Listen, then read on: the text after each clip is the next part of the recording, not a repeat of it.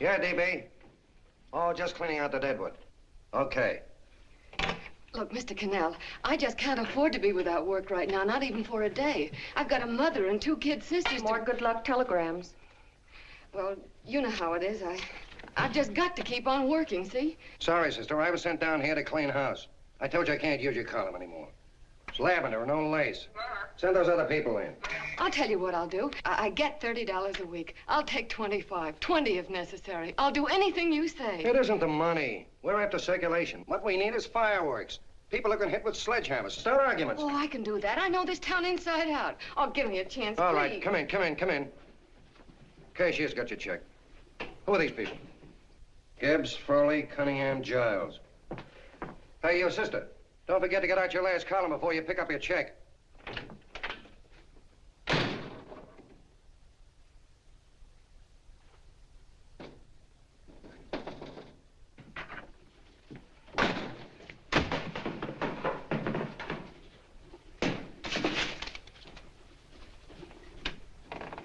You're a couple of sticks shy in your column, ma'am. Big rich slob like D.B. Norton buys a paper and 40 heads are chopped off. Did you get it, too? Yeah. You too? Oh, Joe. Oh, I'm sorry, darling. Why don't we tear the building down? Before you do, Ann, perhaps you'd better finish this column. Yeah, lavender and old lace. Wait, Joe. Wait. Wants fireworks, huh? Okay.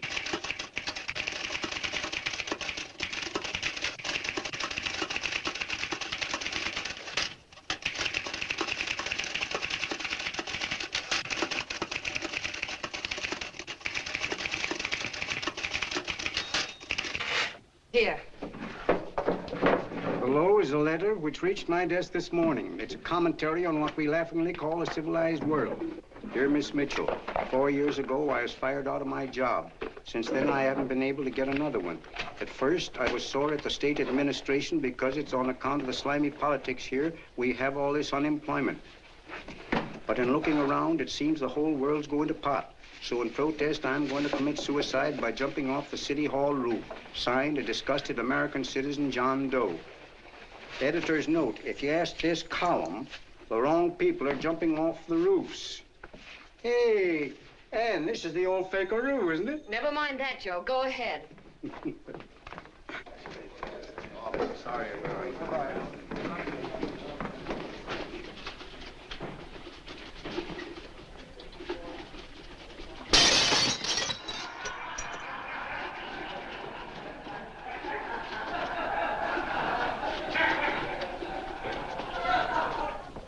And it's because of the slimy politics that we have all this unemployment here. There it is. That's D.B. Norton's opening attack on the governor. Why, Jim, it's just a letter sent into a column. No, I can smell it. That's Norton. Good morning, gentlemen. Good morning, Governor. Morning, You're rather early. Governor, did you happen to see this in the new bulletin? Yes. I had it served with my breakfast this morning. Jim thinks it's D.B. Norton at work. Of course it is. Oh, come, Jim. That little item, D.B. Norton does things in a much bigger way. This is his opening attack on you, Governor. Take my word for it. What did he buy a paper for? Why did he engage a high-pressure editor like Cannell for? He's in the oil business. I tell you, Governor, he's after your scalp. All right, Jim, all right. Don't burst a blood vessel. I'll look into it. Will you get me Spencer of the Daily Chronicle, please? Yes, I saw it, Governor. If you ask me, that's a phony letter. Why, that gag has got whiskers on it. Okay, I'll get the mayor and maybe the Chamber of Commerce to go after them. Get Mayor Lovett on the phone. Sorry, the mayor's busy on the other phone. Yes, I know, Mrs. Brewster. It's a terrible reflection on our city. I've had a dozen calls already. Spencer of the Chronicle. Hold him. Just a minute.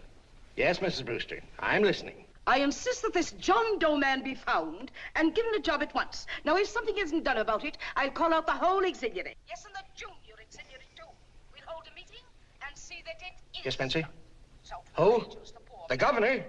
Well, what about me? It's my building he's jumping off of, and I'm up for re-election, too. What are you doing? Get Cannell at the bulletin. Why, he's liable to go right past my window. Get me Cannell. What was that? What? Out the window. Something just flew by. I didn't see anything. Well, don't stand there, you idiot. Go and look. Open the window. Oh, why did he have to pick on my building? Is there a crowd in the street? No, sir. Then maybe he's caught on a ledge. Look again. We'll not tolerate I think it must have been a seagull. A seagull? What's a seagull doing around the city hall? That's a bad omen, isn't it? Oh, no, sir. The seagull is a lovely bird. It's all right, Mrs. Brewster. It was just a seagull. Can I help? Nothing's happened yet. No, I'm watching. Don't worry, Mrs. Brewster. Just leave it all to me. Spencer, I'll call you back. Hello, Cannell? What are you doing? This is the mayor. Yes, Mayor Lovett. How many times are you going to call me? I've got everybody and his brother and sister out looking for him. Did you see the box I'm running? An appeal to John Doe. Think it over, John. Life can be beautiful, says Mayor. If you need a job, apply to the editor of this paper and so forth and so forth. Okay, Mayor, I'll let you know as soon as I have something. What? Well, pull down the blinds.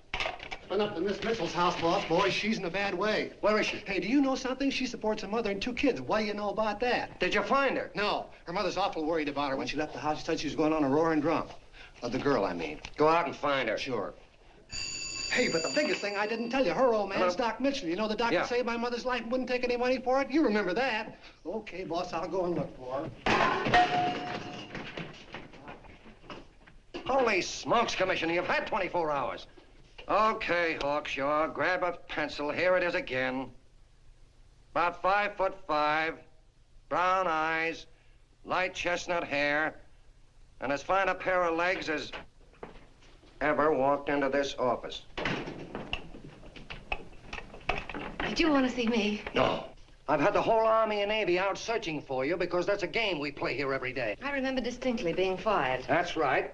But you have a piece of property that still belongs to this newspaper, and I'd like to have it. What's that? The letter. What letter? The letter from John Doe. Oh, The whole town's in an uproar. We've got to find him, and the letter's the only clue. there is no letter. We'll get a handwriting expert to... What? There is no letter. Say that again. There's no letter. I made it up. You made it up. Mm-hmm. You said you wanted fireworks.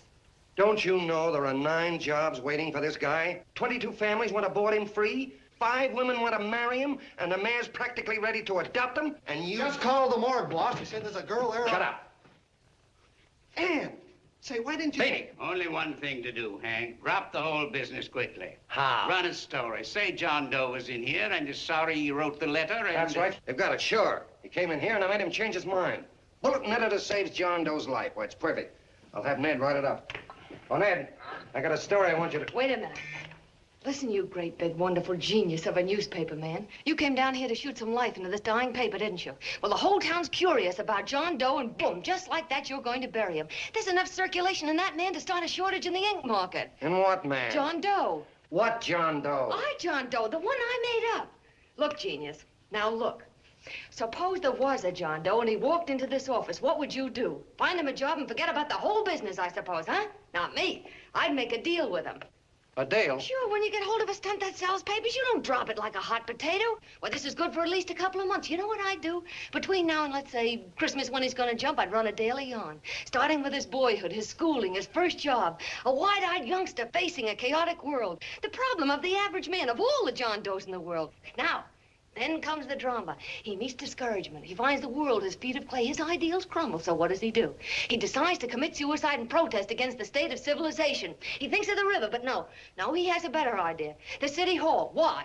Because he wants to attract attention. He wants to get a few things off his chest, and that's the only way he can get himself heard. So? So he writes me a letter, and I dig him up. He pours out his soul to me. And from now on, we quote, I protest by John Doe. He protests against all the evils in the world. The greed, the lust, the hate, the fear. All of man's inhumanity to man. Arguments will start. Should he commit suicide or should he not? People will write in pleading with him. But no, no, sir. John Doe will remain adamant. On Christmas Eve, hot or cold, he goes. See? Very pretty. Very pretty indeed, Miss Mitchell. But would you mind telling me who goes on Christmas Eve? John Doe. What John Doe? The one we hire for the job, you lunkhead. Wait a minute. Let me get this through this lame brain of mine. Are you suggesting we go out and hire someone to say he's going to commit suicide on Christmas Eve? Is that it? Well, you're catching on. Who, for instance? Anybody. Beanie'll do. Why, sure. Who, me? Jump off a... Oh, no, any time at Christmas. I'm superstitious.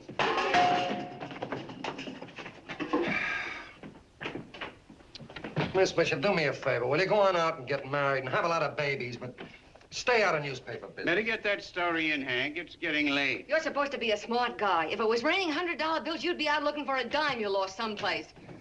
Holy smokes, wasting my time listening to this mad woman. Look, Chief, look at the Chronicle is running on John Doe. They say it's a fake. Why, the no good that... John Doe story, amateur journalism. It's palpably phony. It's a wonder anyone is taking it serious. What do you think of those guys? That's fine. That's fine. Now fall right into their laps. Go ahead. Say John Doe walked in and called the whole thing off. You know what that's going to sound like on top of this. That's all, Ned. Thank you. All right. Amateur journalism, huh? Why, that bunch of sophomores, I can teach them more about... Hey, boss, get a load of this. What? Look. What do they want? They all say they wrote the John Doe letter.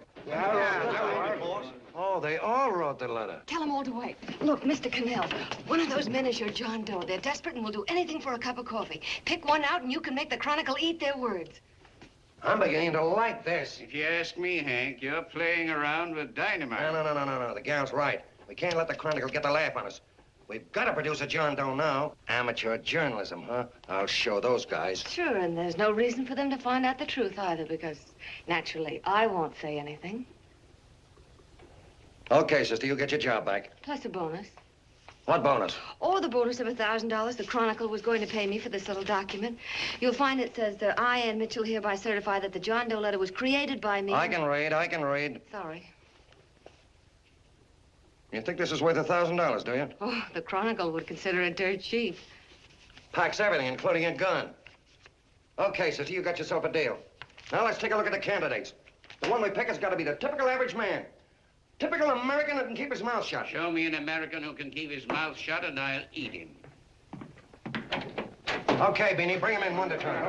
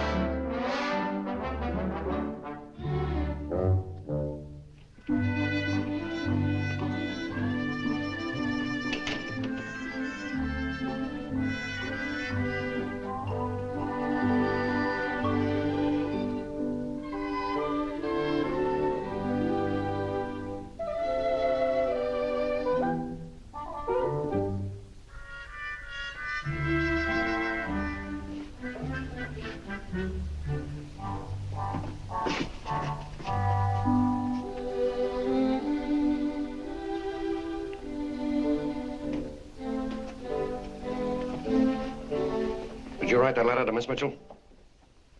No, I didn't. What are you doing up here, then?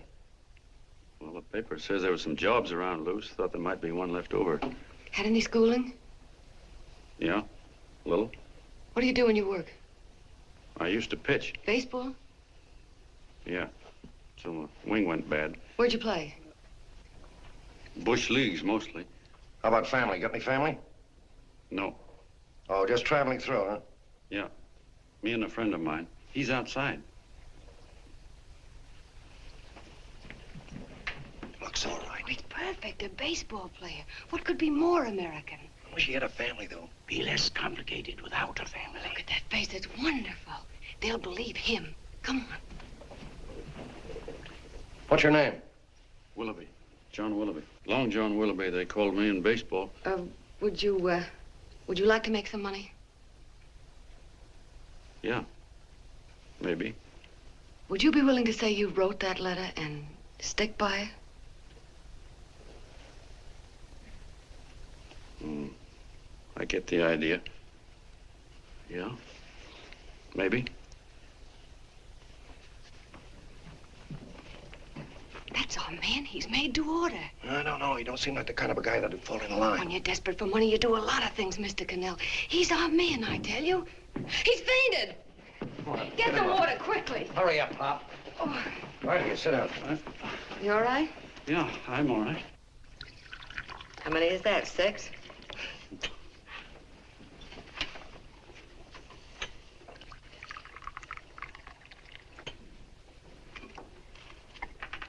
Pretty hungry, weren't you?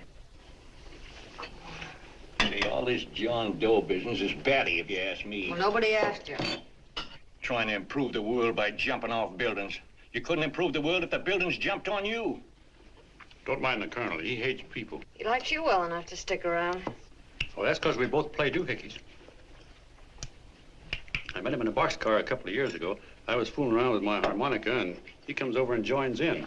I haven't been able to shake him since.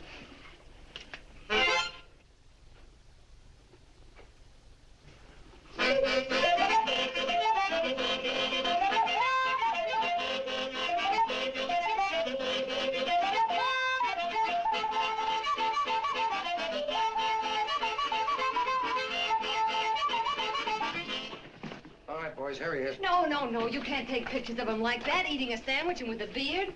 But he's going to jump off a building. Yes, but not because he's out of a job. That's not news. This man's going to jump as a matter of principle. Well, maybe you're right. We'll clean him up and put him in a hotel room under bodyguards. We'll make a mystery out of him. Did you speak to Mr. Norton? Thinks it's terrific. Says for us to go the limit. Wants us to build a bonfire under every big shot in the state. Oh, swell. Is that the contract? Yeah. What's he doing here? Friend of his. They play duets together. Duets? But can we trust him? Oh. I trust him. Oh, you trusted me. Well, that's fine. I suppose he trusts you, too. Oh, stop worrying. He's all right. Okay, but we don't want more than a couple of hundred people in on this thing. Now, the first thing I want is an exact copy of the John Doe letter in your own handwriting. I've got it already. Here. No, that's fine. Now, I want you to sign this agreement. It gives us an exclusive story under your name, day by day, from now until Christmas. On December 26th, you get one railroad ticket out of town.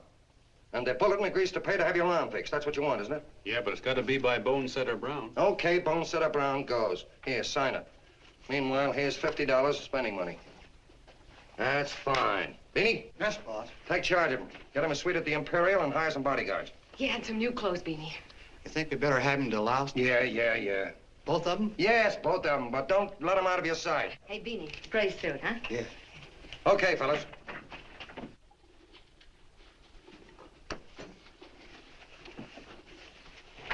Take it easy, John Doe. And you start pounding that typewriter. Oh, boy, this is terrific. No responsibilities on our part, just statements from John Doe, and we can blast our heads off. Before you pop too many buttons, don't forget to make out that check for $1,000. Okay, fellas, now, let me see. You sit outside the door. Nobody comes in, see? You two fellas sit in here.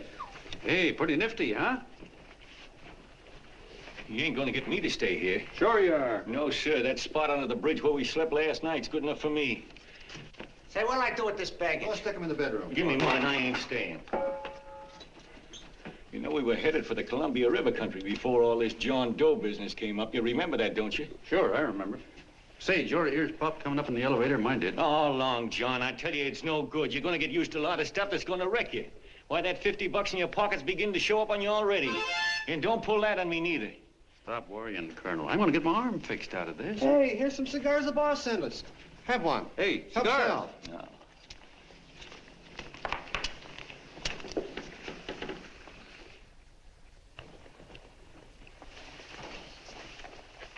Say, I'll bet you even the major leaguers don't rate an outfit like this. Here, make yourself comfortable. Paper? Yeah, I don't read no papers, and I don't listen to radios either. I know the world's been shaped by a drunken barber, and I don't have to read it. I've seen guys like you go under before. Guys that never had a worry. Then they got a hold of some dough and went goofy. The first thing that happens to a guy... Hey, did you get a load of the bedroom? No. The first thing that happens to a guy like that, he starts wanting to go into restaurants and sit down at a table and eat salads and cupcakes and tea. Boy, what that kind of food does to your system.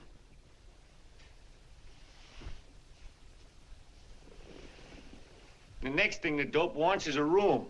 Yes, sir, a room with steam heat and curtains and rugs. And before you know it, he's all softened up and he can't sleep unless he has a bed.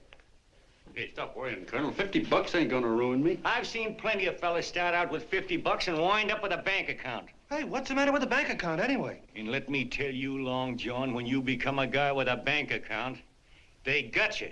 Yes, sir, they got you. Who's got him? The helots. Who? Hey, there's the City Hall tower I was supposed to jump off of. It's even higher than this. Who's got him? The helots. Woo! Hey, wait a minute! You're not supposed to jump till Christmas Eve. Do you want to get me in a jam? If it's going to get you in the jam, I'll do you a favor. I won't jump.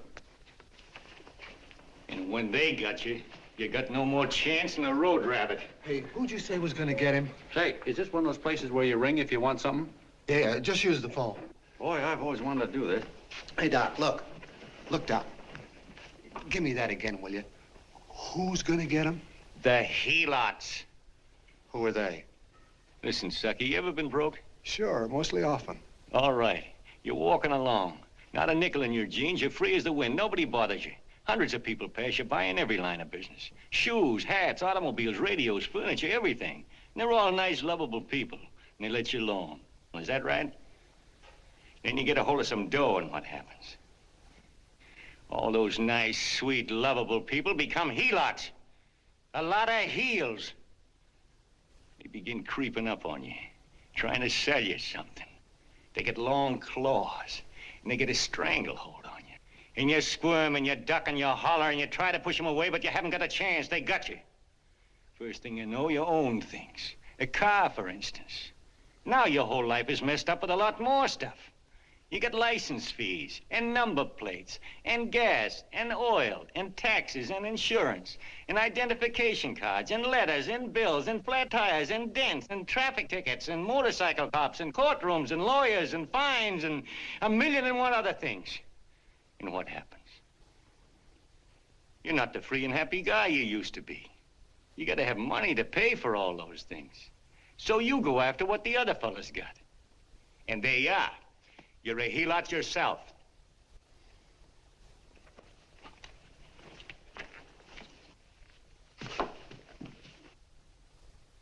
You win, Colonel. Here, take the 50.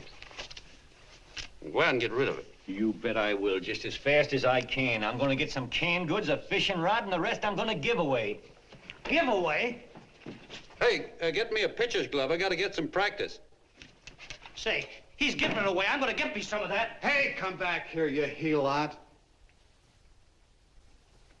Well, you send up 5 hamburgers with all the trimmings, 5 chocolate ice cream sodas, and 5 pieces of apple pie. No, apple with cheese. Yeah, thanks.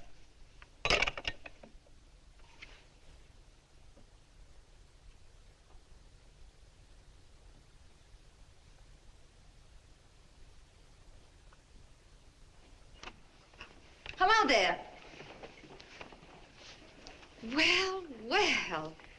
If it isn't the man about town. All set, Miss Ann. Oh, yes. Let's go. Let's see, we want some action in these pictures. Action? That's good. No. This man's going to jump off a roof. Oh. Here, wait a minute. Let me comb your hair. Sit down. There, that's better.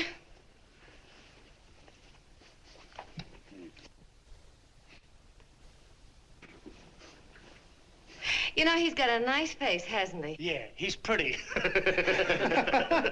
Here, sit down, quiet egghead. All right, now a serious expression. Can't. I'm feeling too good. Oh, come on now, this is serious. You're a man disgusted with all of civilization. With all of it? Yes, you're sore at the world. Come on now. Oh, crabby guy, huh? Yeah. No.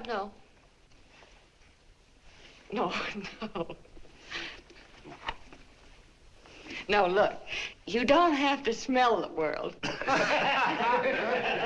Well, all those guys in the Never picture mind those guys. All right, stand up. Now, let's see what you look like when you protest. Against what? Against anything, just protest. You got me. Oh, look, I'm the umpire, and you just cut the heart of the plate with your fast one, and I called it a ball. What would you do? Oh, you did, huh? Yeah. Why can't you call him right, you boneheaded... Grab it, Eddie, grab it!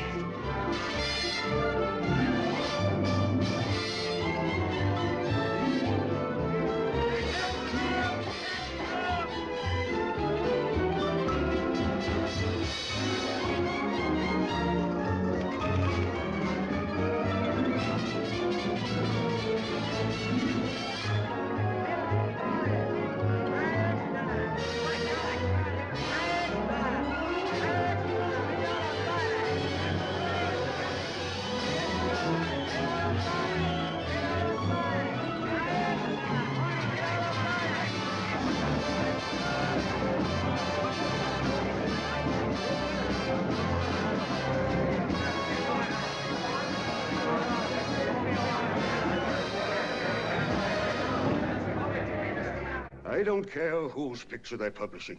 I still say that this John Doe person is a myth, and you can quote me on that. And I'm going to insist on his being produced for questioning. You know as well as I do that this whole thing is being engineered by a vicious man with a vicious purpose, Mr. D.B. Norton.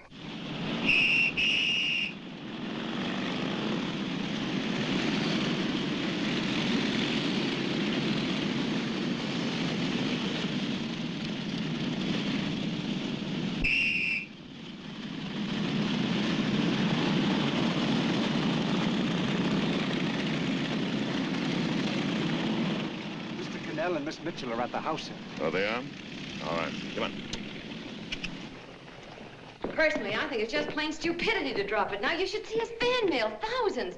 Why, it's going over like a house afire. What are you afraid of, Canal? It's doubled our circulation. Yeah, but it's got everybody sore. Ads are being pulled. The governor's starting a libel suit. What's more, they all know John Doe's a phony, and they insist on seeing Well, what about it? Let them see him. We'll go on one better. They can also hear him. You own a radio station, Mr. Norton. Why not put him on the air? Watch out for this damn DB. She'll drive you batty. Oh, Look, what? we can't let him get to this Bush League pitcher and start pumping him. Good night. Now, tell him what that screwball might do. I walk in yesterday, here he is, standing on a table with a fishing pole, fly casting. Take my advice and get him out of town before this thing explodes in our faces. If you do, Mr. Norton, you're just as much of a dumb cluck as he is. Excuse me. No, you got yourself a meal ticket and you hate to Sure, let go. it's a meal ticket for me, I admit it, but it's also a windfall for somebody like Mr. Norton who's trying to crash national politics. That's what you bought the newspaper for, isn't it? You want to reach a lot of people, don't you? Well, put John Doe in the air and you can reach 130 million of them. He can say anything he wants and they'll listen to him. All right, we'll forget the governor and the mayor and all the small fry like that. This can arouse national interest. If he made a hit around here, he can do it every place else in the country. And you'll be pulling the strings, Mr. Norton. Go down to the office and arrange for some radio time. What, DB, you're not going to as fall... soon as possible. Okay. I just came in to get warm myself. Come on, let's go. Don't you go. I want to talk to you.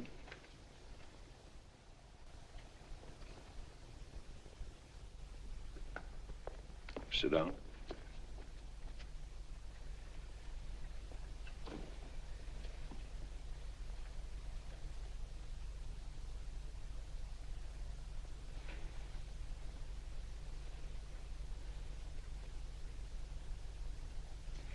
Hey, this John Doe idea was yours, huh? Yes, sir.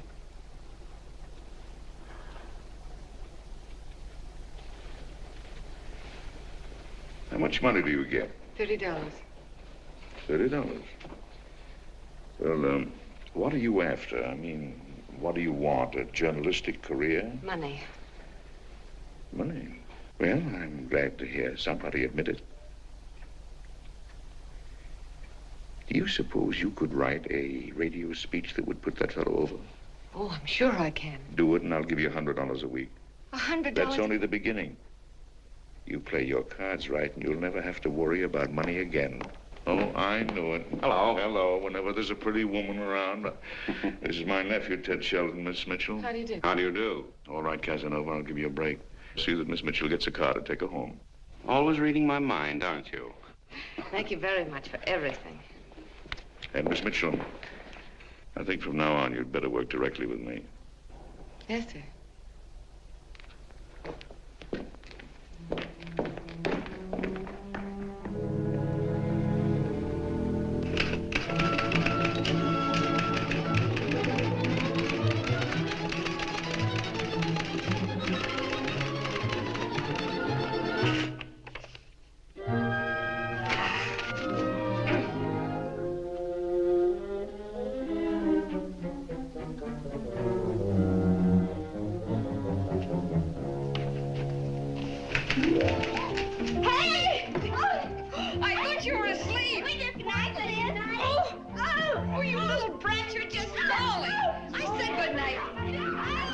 Come, children. It's past your bedtime. Go on, Mama. Come on. Now, keep Booch off the Stick your bed. fork through me. I'm done. I'll never get this speech right. Oh, yes, you will, Ann, dear. You're very clever. Yeah, I know. What are you looking for? Your purse, I need $10. What for? I gave you 50 just the other day. Yes, I know, dear, but Mrs. Burke had her baby yesterday. 9 pounds. And there wasn't a thing in the house. And then the community chest lady came. And the 50's all gone, huh? Who's the 10 for? The Websters. The Websters. You remember those lovely people your father used to take care of. I thought I'd buy them some groceries. Oh, Anne, dear, it's a shame those... You're marvelous, Ma. You're just like Father used to be. Do you realize a couple of weeks ago we didn't have enough to eat ourselves? Well, yes, I know, dear, but these people are in such need. And we have plenty now. If you're thinking of that $1,000, forget it. It's practically all gone. We owed everybody in town. Now, you just got to stop giving all your money away. Oh, Anne, dear. Oh, I'm sorry, Ma. Oh, don't pay any attention to me. I guess I'm just upset about all this. Gee whiz, here I am with a great opportunity to get somewhere, to give us security for once in our lives, and I'm stuck. If I could put this over, your Mrs. Burke can have 6 babies. You mean this speech you're writing? Yeah, I don't know. I simply can't get it to gel.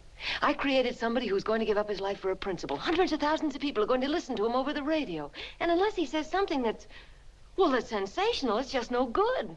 Well, honey, of course, I don't know what kind of a speech you're trying to write, but judging from the samples I've read, I don't think anybody will listen. What? Darling, there's so many complaining political speeches. People are tired of hearing nothing but doom and despair on the radio. If you're going to have him say anything, why don't you let him say something simple and real, something with hope in it? If your father were alive, he'd know what to say. Oh, yeah. Father certainly would. Wait a minute.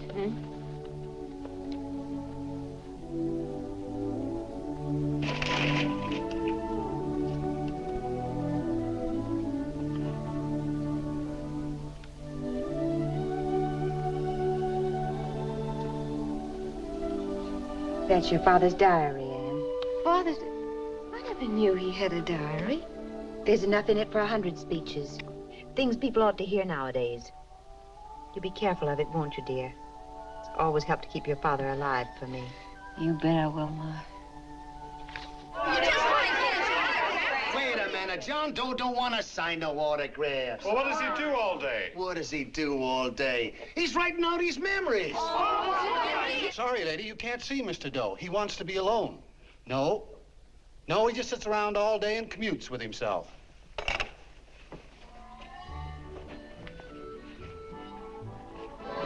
Oh!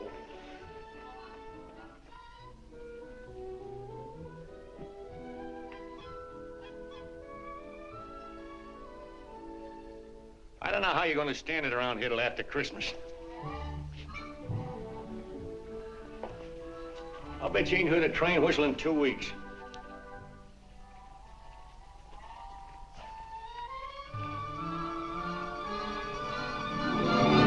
Steve, right!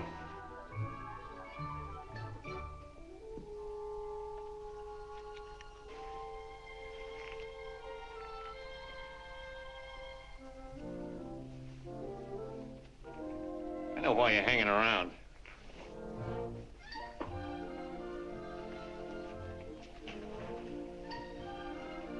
You're stuck on the girl.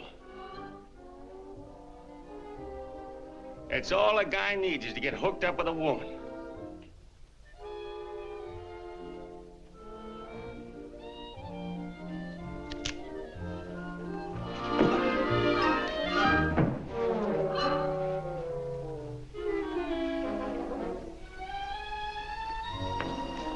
What was that, a single?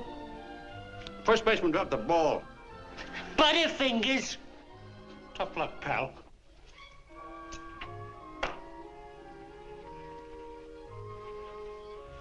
Guy has a woman on his hands. First thing he knows, his life is balled up with a lot more things. Furniture.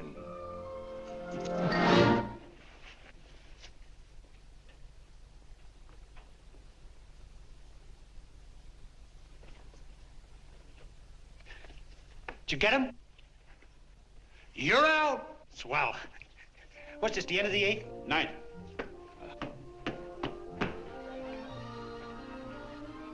Hey, Beanie, there's a couple of mugs from the Chronicle snooping around out here. Huh. Come on, Angel Face. Gangway. What's the score, Angel Face? 3-2, our favor. Gee, that's great.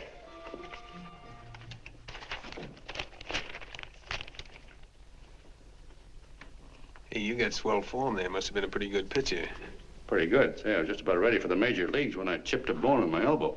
I got it pitching a 19-inning game. 19? Yeah. There was a major league scout there watching me, too. And he came down after a game with a contract. You know what? I couldn't lift my arm to sign it. I'll be okay, though, as soon as I get it fixed up. It's too bad. What do you mean, too bad? Huh? Oh, that you'll never be able to play again. What are you talking about? I just told you I was going to get Well, you know how they are in baseball if a guy's mixed up in a racket. Racket? What do you mean? Well, I was just thinking about this John Doe business. Why, as soon as it comes out it's all a fake, you'll be washed up in baseball, won't you? Yeah. Hey, doggone. I never thought about that.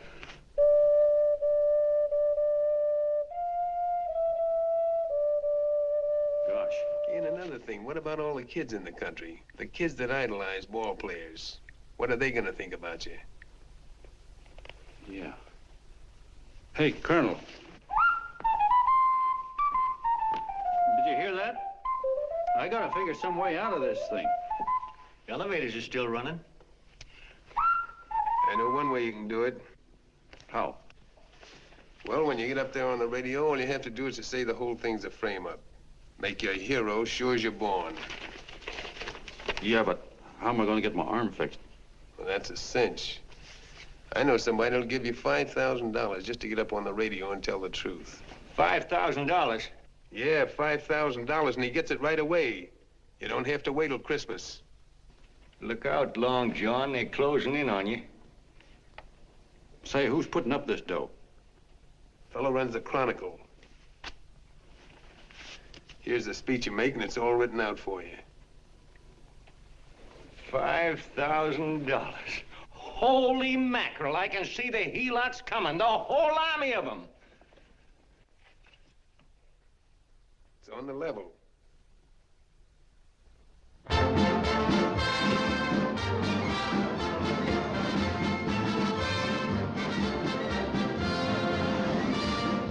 No, I'm sorry. Tickets for the broadcast are all gone.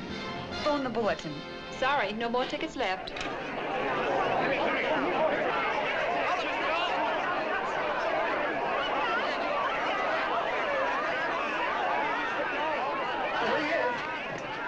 Hello, John. All set for the big night? Swell. Turn around. One moment. Now stand still. Hold it, Mr. Doe. Hold it. Big smile, Mr. Doe. That's right. Okay, Petey, that's All right, all. Take him stand out. here. Now, look, John, here's the speech. It's in caps and double-spaced. You won't have any trouble reading it. Not nervous, are you? No. Of course not. He wouldn't be. Who? John Doe, the one in there. Hey, don't let your knees rattle. It picks up on the mic. Oh, Beanie, you needn't be nervous, John. All you have to remember is to be sincere. Pick up that phone, Miss Mitchell. It's for you. Okay. Hello? Yes, Mother. Oh, thank you, darling. Oh, there he is, the poor dear man. Oh, good luck to you, Mr. Doe. We want you to know that we're all for you. The girls all decided that you're not to jump off any roof at all. Oh, we'll stop it. You got the speech I gave you? Yeah. Now, look. I'll give this money to the colonel just as soon as you get started. We'll have a car waiting at the side entrance for you. Okay. How'd you get in here? Huh? Oh, I just came in to wish him luck. Come on, out. Mother says good luck, too. John, when you read that speech, please believe every word of it. He's turned out to be a wonderful person, John. Who? John Doe, the one in the speech. Oh. You know something? I've actually fallen in love with him. All right, there he is, sister. Now, come on, plenty of both. What's the idea? No, that's too much. Not so much. Come on. That's it. Oh, this is no time for cheap publicity, Mr. Cannell. Listen, if that guy lays an egg, I want to get something out of it. I'm getting a Jane Doe ready. Oh, come on. Here. Will you, fellas? Give me a All right, chance. that's I enough. have to raise just one more. No, that's fine, honey. You go ahead. After you've been to. You're very funny. Go ahead. How you doing? Oh. All right, Benny, bring him in. Holy smoke, a half a helot. There you are, boss, just like you ordered. Symbols of little people. Okay, get him up. All right, young fella. This is ridiculous, Mr. Cannell. Come on, give me a chance. The man's on the air. Please. Look at him. Oh, fellas, of course you can have all the pictures you want afterwards. No, come on, afterwards. You can have a... Come on, that's right. Afterwards, you can get all the pictures you want. Thank you very much. Come on, will you? Afterwards, that's right. Come on, Snooks, you better bail out. Okay, goodbye, Mr. Doe. Beanie. All right. Better get ready. 1 minute to go. Wow, hey, 1 minute to go and the score is nothing to nothing. Now, please, John, you won't let me down, will you? Will you? Of course you won't. If you'll just think of yourself as the real John Doe. Listen, everything in that speech are things a certain man believed in. He was my father, John. And when he talked, people listened. And they listened to you, too. Funny. You know what my mother said the other night? She said to look into your eyes, that I'd see Father there. Hey, what do you say? Okay, we're coming. Come on. Now, listen, John, you're a pitcher. Now get in there and pitch. Good luck. Give him room, let him through. Come on.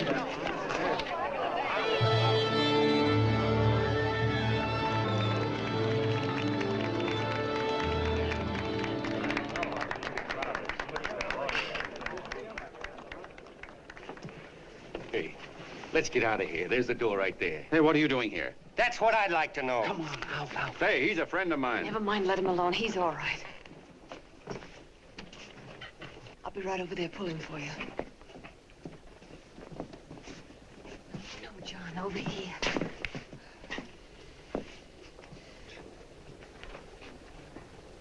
Stand by.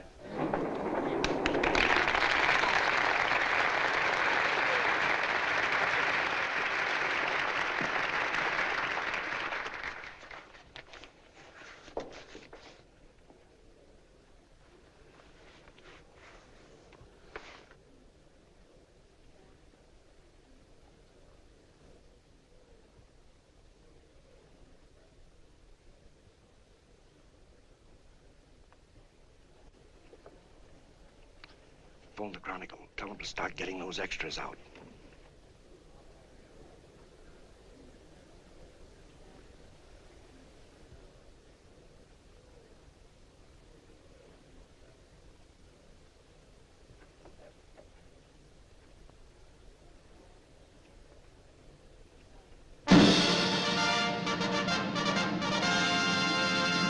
And good evening, ladies and gentlemen. This is Kenneth Fry speaking for the New Bulletin. Tonight we give you something entirely new and different. Standing beside me is the young man who has declared publicly that on Christmas Eve he intends to commit suicide, giving as his reason, quote, "I protest against the state of civilization," end quote. Ladies and gentlemen, the New Bulletin takes pleasure in presenting the man who is fast becoming the most talked of person in the whole country, John Doe.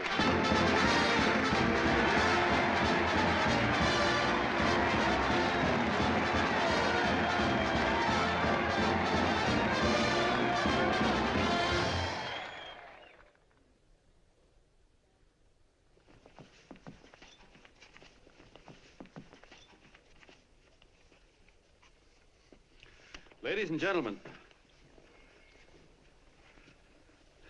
I am the man you all know as John Doe. I took that name because it seems to describe the average man. And that's me. And that's me. Well, it was me before I said I was going to jump off the city hall roof at midnight on Christmas Eve. Now I guess I'm not average anymore. Now I'm getting all sorts of attention. From big shots, too. We've been double-crossed. The mayor and the governor, for instance. They don't like those articles I've been writing. You're an imposter, young fellow. That's a pack of lies you're telling. Who wrote that speech for you? Benny, get that guy. Hey, Ken.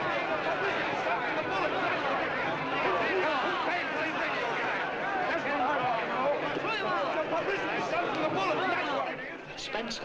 Ladies and gentlemen, the disturbance you just heard was caused by someone in the audience who tried to heckle Mr. Doe. The speech will continue.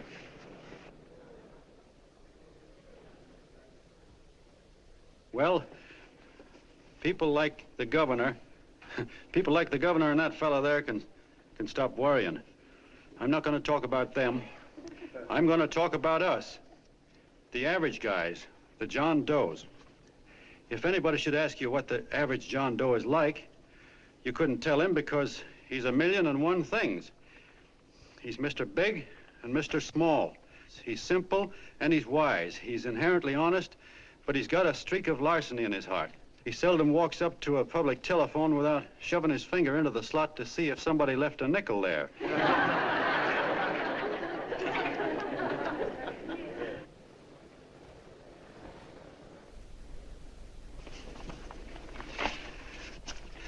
He's the man the ads are written for. He's the feller everybody sells things to. He's Joe Dokes, the world's greatest stooge and the world's greatest strength.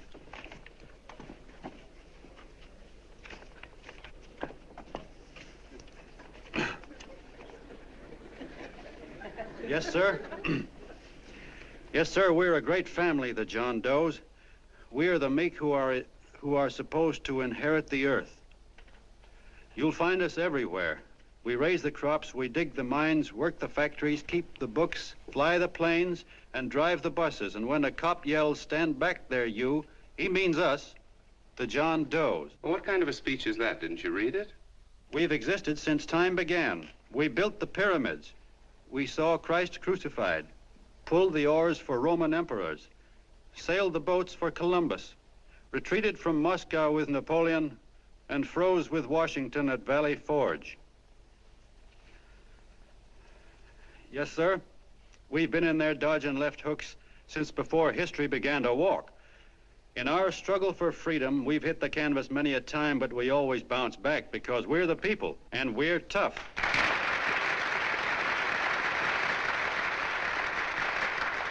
They've started a lot of talk about free people going soft, that we can't take it. That's a lot of hooey. A free people can beat the world at anything, from war to tiddlywinks, if we all pull in the same direction.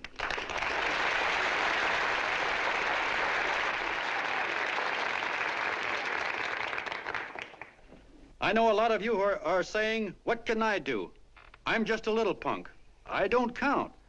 Well, you're dead wrong. The little punks have always counted, because in the long run, the character of a country is the sum total of the character of its little punks.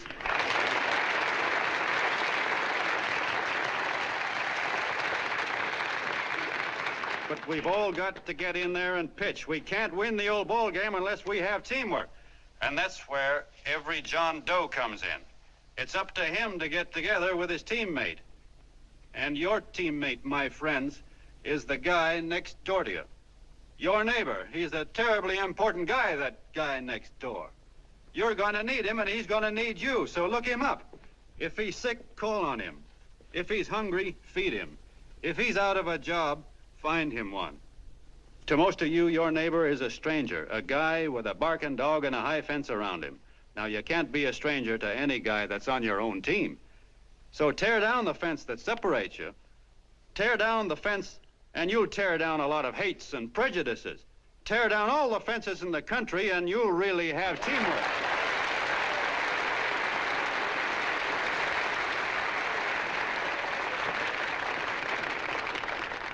I know a lot of you are saying to yourselves, he's asking for a miracle to happen. He's expecting people to change all of a sudden. Well, you're wrong. It's no miracle. It's no miracle because I see it happen once every year, and so do you, at Christmas time. There's something swell about the spirit of Christmas, to see what it does to people, all kinds of people. Now, why can't that spirit, that same warm Christmas spirit, last the whole year round? Gosh, if it ever did, if each and every John Doe would make that spirit last 365 days out of the year, we'd develop such a strength, we'd create such a tidal wave of goodwill that no human force could stand against it. Yes, sir, my friends, the meek can only inherit the earth when the John Does start loving their neighbors. You better start right now. Don't wait till the game is called on account of darkness. Wake up, John Doe. You're the hope of the world.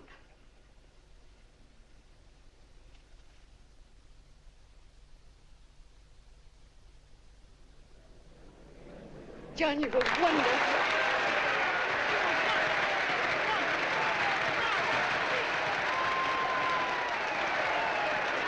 Let's get out of here. Now you're talking.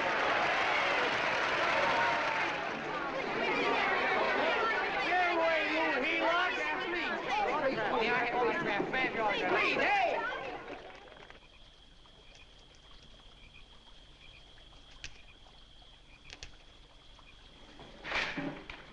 I knew you'd wake up sooner or later.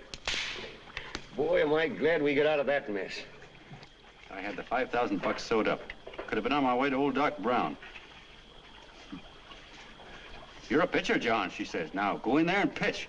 What a sucker. Yeah, she's a heel-out just like the rest of them. It's lucky you got away from her. What was I doing up there making a speech anyway? Me, huh? Geez, the more I think about it, the more I could... Tear down all the fences. Why, if you tore one picket off of your neighbor's fence, he'd sue you. $5,000 had it right in my hand. What do you mean he ran away? Well, go after him, find him. That man is terrific.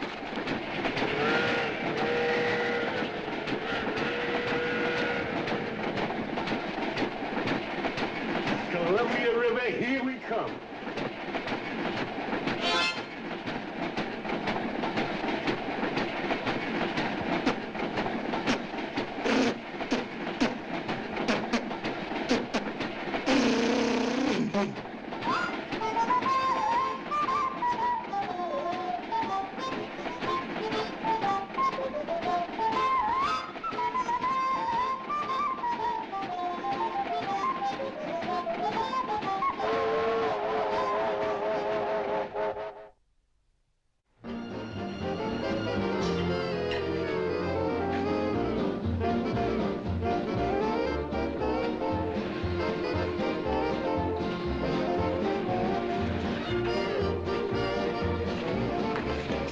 Jitterbugs. Yeah. Say, how much money we got left? 4 bits. Better make it donuts, huh? Yeah.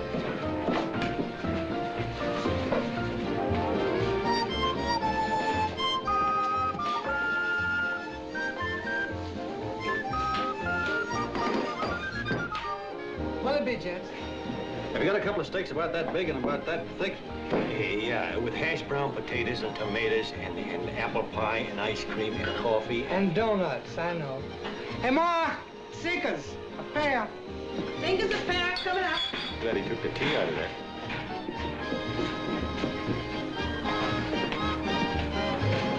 Hey, look.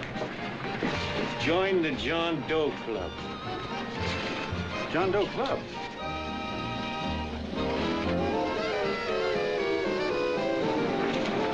Uh-oh.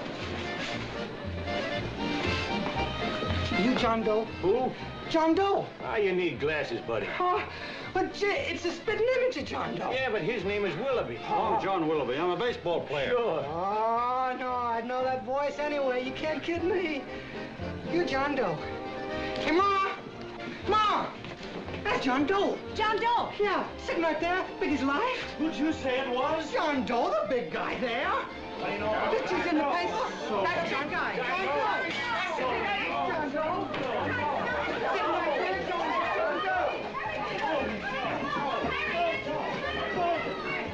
Hey, operator. Dan's Beanery. Look, call everybody in town. John Doe was just in my place. Yeah, he ordered donuts.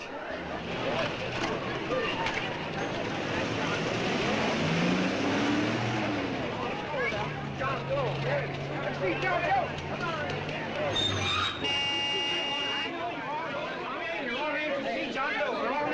My office is packed like a sardine box. What does John Doe look like, Mr. Mayor? Oh, he's one of those great big outdoor type men. No, you can't see him. You didn't vote for me the last time. Shame on you. What are you doing there? Get off my front porch anyhow. Mr. Norton come yet? Oh, well, I wonder where he's at. What's keeping him? He should have been here 15 minutes ago. Oh, there it comes now. Now, everybody on your dignity. Don't do anything to disgrace us. A little town, but we got to show off. Better let me talk to him. All right, but present it to him as a great cause for the common man. Ah, here they come. Now, give him room down there. Give him room, folks. Come on, now. Come on, here they come. Here they come. Here's Mr. Norton. How do you do, Mr. Norton? I'm Mayor Hawkins. Here's Mr. Miles. Let me go, you darn fool. I'm the mayor. Mr. Norton. Mr. Norton. Mr. Norton. I'm Mayor Hawkins. Your office telephoned me to hold him. Well, that's fine. How is he? Oh, he's fine. He's right in my office there. You know, it's a big honor having John Doe here, and you, too. Haven't had so much excitement since the old City Hall burned down. People are so excited and they'll tear his clothes off. Oh, Matilda, darling, phone the newspapers, tell them Mr. Norton's here. Step right inside, Mr. Norton. My office. Very comfortable here, Mr. Norton. Just had it air conditioned. Gangway, please. Get room for Mr. Norton. Gangway. Gangway. Here he is, Mr. Norton. Well taken care of. The neighbors are serving him a light lunch. Hello, John. Well, Mr. Mayor, if you don't mind, we'd like to talk to him alone. Why, certainly, certainly. All right, everybody. Clear out. No, but you... Everybody, quickly now. Come on. You come back. Come on. Come on. That's... All right. Don't argue with me here. Wait till we get home. Don't you push me around like that. Even though I'm your wife, you can't push me around. Look, Mr. Norton, I think you got a lot of nerve having those people hold us here. There's nobody holding you here, Mr. Doe. It's only natural that There's nobody holding us here. Let's get going. Incidentally, my name isn't Doe, it's Willoughby. Look, John, something terribly important's happened. They're forming John Doe clubs. We know of 8 already, and they say that there's John Doe clubs? What for? To carry out the principles you talked about in your radio speech. I don't care what they're forming. I'm on my way, and I don't like the idea of being stopped either. Oh, but you don't know how big this thing is. You should see the thousands of telegrams we've received and what they're saying about you. Look, it started as a circulation stunt, didn't it? Well, you got your circulation. Now, why don't you let me alone? Oh, it started as a circulation stunt, but it isn't anymore. Mr. Norton wants to get back of it and sponsor John Doe clubs all over the country. He wants to send you on a lecture tour. Me? Uh-huh. Well, certainly, with your ability to influence people, it might grow into a glorious movement. Say, let's get something straight here. I don't want any part of this thing. If you got an idea I'm going around lecturing to people, why, you're crazy. Baseball's my racket, and I'm sticking to it. Come on, Colonel, let's get out of here. John, Please, please. I just got rid of one crowd. But please, Mr. Mayor, tell him the John Doe Club wants to talk to him. Let them in, Mr. Mayor. Let them come in. Okay, folks, but remember your manners. No stampeding. Walk slow, like you do when you come to pay your taxes.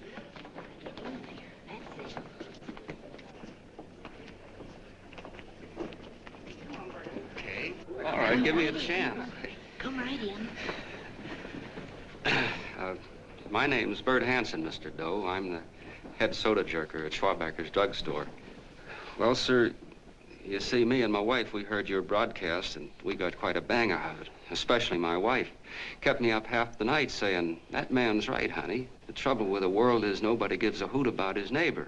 That's why everybody in town's sore and cranky at each other.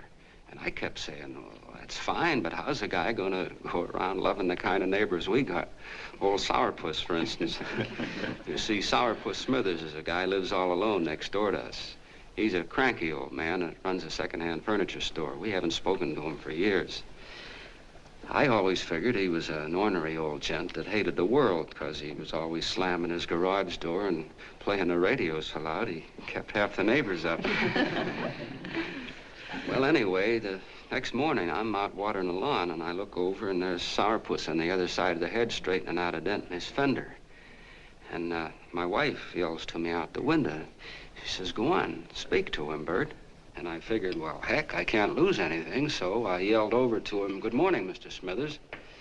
He went right on pounding his fender. Was I burned? So I turned around to give my wife a dirty look, and she said, louder, louder, he didn't hear you. So in a voice you could have heard in the next county, I yelled, good morning, Mr. Smithers.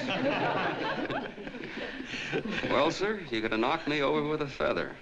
Old Sourpuss turned around, surprised-like, and he put on a big smile, came over and took my hand like an old lodge brother, and he said, good morning, Hanson. I've been wanting to talk to you for years, only I thought you didn't like me. And then he started chatting away like a happy little kid, and he got so excited his eyes all. Well, Mr. Doe, before we got through, I found out Smithers is a swell egg, only he's pretty deaf, and that accounts for all the noises. And he says it's a shame how little we know about our neighbors. And then he got an idea. And he said, how's about inviting everybody someplace where we can all get together and know each other a little better? Well, I'm feeling so good by this time, I'm ripe for anything. So Smithers goes around the neighborhood inviting everybody to a meeting at the schoolhouse. And I tell everybody that comes in the store, including Mr. Schwabacker, my boss. I'm talking too much. Well, I'll be doggone if over 40 people don't show up. Of course, none of us knew what to do, but we sure got a kick out of seeing how glad everybody was just to say hello to one another. Tell him about making Sourpuss chairman. Oh, yeah, we made Sourpuss chairman and decided to call ourselves the John Doe Club. And say, incidentally, this is my wife. Come here, honey. This is my wife, Mr. Doe. How do you do, Mr. Doe? Sourpuss is here, too. Oh, is he? This is Sourpuss, or excuse me, Mr. Smithers, Mr. Doe. That's all right. If you didn't call me Sourpuss, it wouldn't feel natural. Well, anyway, I guess nearly everybody in the neighborhood came except the Delaney's. The Delaney's live in a big house with an iron fence around it, and they always keep their blinds drawn. And we always figured that he was just an old miser that sat back counting his money, so why bother about inviting him? Until Grimes, the milkman, spoke up and he said, say, you've got the Delaney's all wrong. And then he tells us about how they canceled their milk last week and how when he found a note in the bottle, he got kind of curious-like and he sort of peeked in under the blinds and found the house was empty. If you ask me, he says, they're starving. Old man Delaney has been bringing his furniture over to my place at night, one piece at a time, and selling it. Yeah, and... well, sir, a half dozen of us ran over there to fetch him, and we brought him to the meeting. And what a reception they got. Why, everybody shook hands with him and made a fuss over them, and, well, finally, Mr. and Mrs. Delaney just sat right down and cried. And then we started to find out about a lot of other people. Yeah, sure. Well, you know Grubel, for instance. Grubel's here. See? Yeah, that's a... Of course, you don't know Grubel, but he's the man that everybody figured was the worst no-account in the neighborhood because he was living like a hermit, and nobody would have anything to do with him. That isn't little Murphy. The postman told us the truth. Why, Grubel, he says, he lives out of garbage cans because he won't take charity, because it'd ruin his self-respect, he says. Just like you said on the radio, Mr. Doe. Well, sir, about a dozen families got together and gave Grubel a job watering their lawns. Isn't that wonderful? And then we found jobs for 6 other people, and they've all gone off for leave. Yeah, and my boss, Mr. Schwabecker, made a job in his warehouse for old man Delaney. And he gave you that $5 raise. Yeah, wasn't that swell? Why, Bert, I feel slighted. I'd like to join, but nobody asked me. I'm sorry, Mayor, but we voted that no politician could join. Just the John Does of the neighborhood, because you know how politicians are. Well, the reason we wanted to tell you this, Mr. Doe, was just to give you an idea of what you started. And from where I'm sitting, I don't see any sense in you jumping off any building. No. Well, thank you for listening. Goodbye, Mr. Doe. You're a wonderful man, and it strikes me you can be mighty useful walking around for a while. Hey, goodbye, Mr. Doe. Goodbye, Mr. Doe.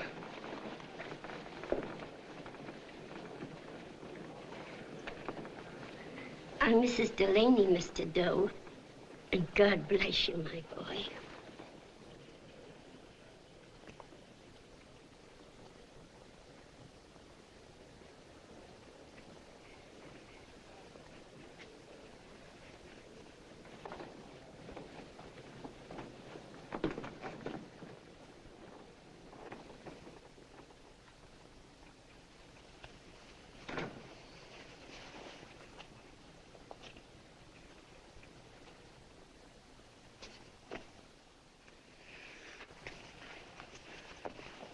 Gee whiz, I'm all mixed up.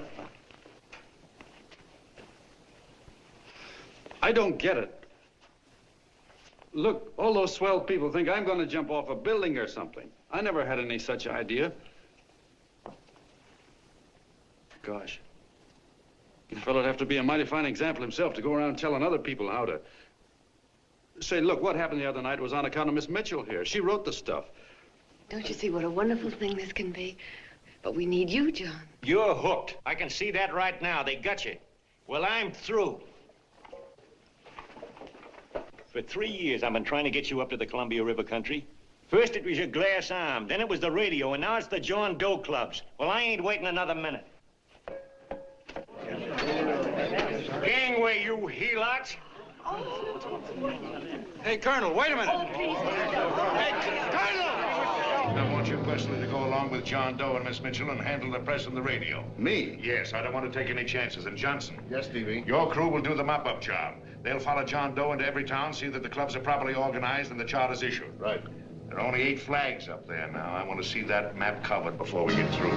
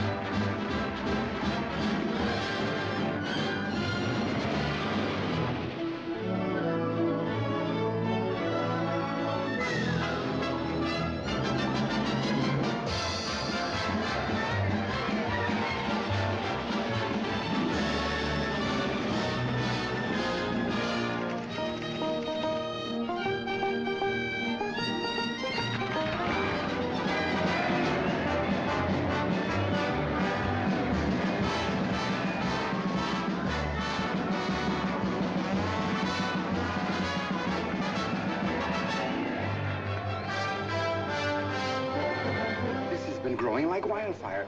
If they made demands, I'd understand it. But the John Does ask for nothing. People are going off relief. If this keeps up, I'll be out of a job. As soon as it gets strong enough, we'll find out what John Doe wants. 30 every Thursday, 60 at 60. Who knows what? I'm sorry, boss. They just won't let anybody talk politics to them. It's crazy. We've got to get to them. They represent millions of voters.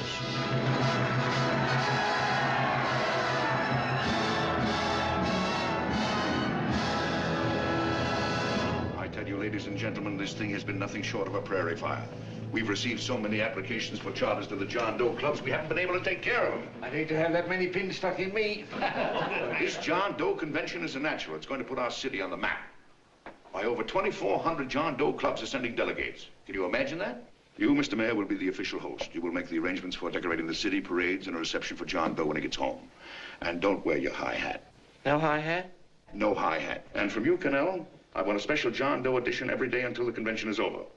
And now, if you will, please step into the outer office and look your prettiest because there are photographers there to take pictures of this committee. Don't worry, Libby. Everything will be taken care of. Isn't it all too wonderful? Gather down here to nice group now. Get a nice picture of you.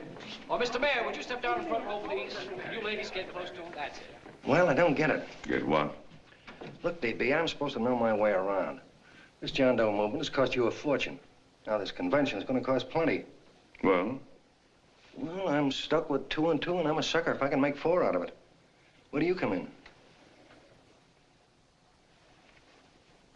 You'll have the satisfaction of knowing that my money has been spent for a worthy cause.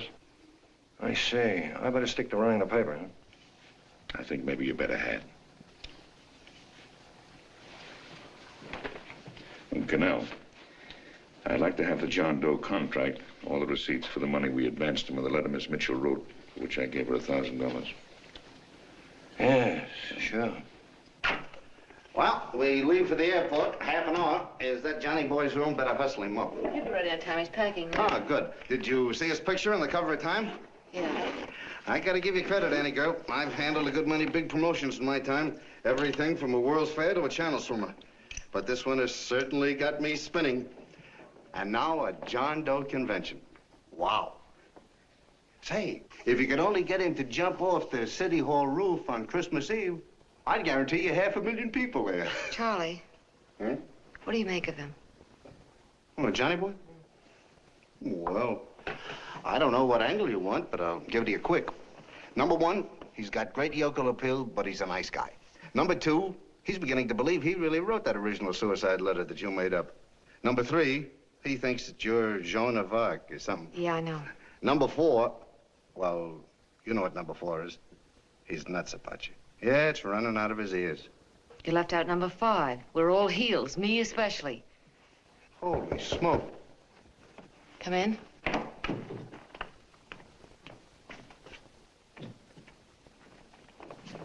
Small pack. Good, I'll go and get Beanie Boy. Okay, Charlie boy.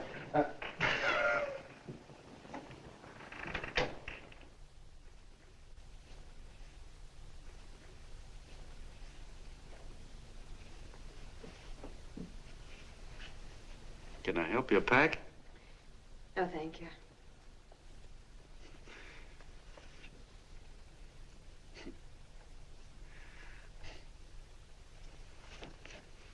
Do you care if I sit down out here? No.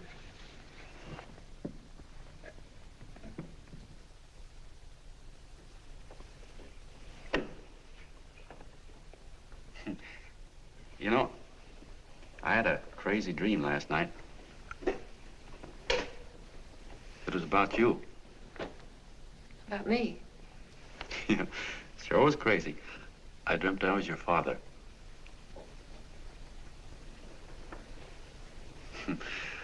There was something I was trying to stop you from doing. So I got up out of bed and I walked right through the wall here, right straight into your room. You know how dreams are. And there you were in bed. But you're a little girl, you know, about 10. And very pretty, too. So I shook you, and the moment you opened your eyes, you hopped out of bed and started running like the devil in your nightgown. You ran right out the window there, and you ran out over the tops of buildings and roofs and everything for miles. And I was chasing you. And all the time you were running, you kept growing bigger and bigger and bigger, and pretty soon you were as big as you are now, you know, grown up. And all the time I kept asking myself, what am I chasing her for? And I didn't know. Isn't that a hot one? Well, anyway, you ran into some place, and then I ran in after you, and when I got there you were getting married. And the nightgown had changed into a beautiful wedding gown. You sure look pretty, too. And then I knew what it was I was trying to stop you from doing. Dreams are sure crazy, aren't they? Well, would you like to know who it was you were marrying? Oh, a tall, handsome Hugh Bangy, I suppose. No, not that bad. It was that fellow that sends you flowers every day. What's his name? Mr. Norton's nephew? Ted Sheldon. Yeah, that's the one. But here's the funniest part of it all. I was the fella up there doing the marrying, you know, the justice of peace or something. You were? I thought you were chasing me. Well, yes, I was, but I was your father then, you see. But the real me, John Doe, or that is, Long John Willoughby, I was the fella up there with the book. You know what I mean? I guess so. Then what happened? Well, I took you across my knee and I started spanking you. That is, I didn't do it. I mean, I did do it, but it wasn't me, you see. I was your father then. Well, I held you across my knee and I said, Annie, I won't allow you to marry a man that's just rich or that has his secretary send you flowers. The man you marry has got to swim rivers for you. He's got to climb high mountains for you. He's got to slay dragons for you. He's got to perform wonderful deeds for you. Yes, sir. And all the time, the guy up there, you know, with the book, me, just stood there nodding his head. And he said, go to it, Pop. Whack her one from me, because that's just the way I feel about it, too. So he said, come on down here and whack her yourself. So I came down and I whacked you a good one, see? Then he whacked you, and I whacked you another one. We both started whacking you like... Well, if you're through whacking her, come on, let's get going. Okay, fellas, right in here. You go out the side entrance. There's a bunch of autograph seekers out front. We'll be down with the bags in a minute. Come on, don't make a government project out of this. Hi, Benny. When's our plane? All aboard, folks. That's what I said, it's fine. Yeah, that's true. Oh, somebody else sitting here? No, that's your seat. And this is your coat. Mine? A little token of appreciation. Oh, it's beautiful, D.B. Well, I don't quite know what to say. Well, don't say anything at all. Just sit down. Oh. Go ahead, open it. Oh. Oh, it's lovely. And a new contract goes with it. Well, come on, spring it. You've got something on your mind. It must be stupendous. You know, that's what I like about it. Right to the point, like that. All right, Practical Annie, here it is. Tomorrow night, before a crowd of 15,000 people and talking over a nationwide radio hookup, John Doe will announce the formation of a third party. A third party? Yes, the John Doe Party, devoted entirely to the interests of all the John Does all over the country, which practically means 90% of the voters. He will also announce the third party's candidate for the presidency, a man whom he personally recommends, a great humanitarian, the best friend the John Does have. Mr. D.B. Norton. Yes.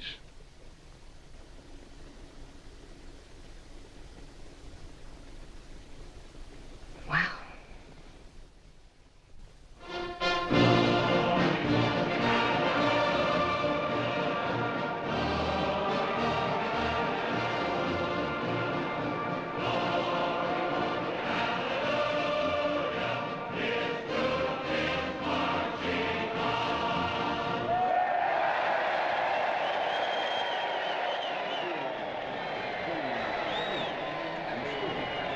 the opening of the convention is hours off, the delegates are already pouring into the ballpark by the droves, with lunch baskets, banners, and petitions asking John Doe not to jump off any roof.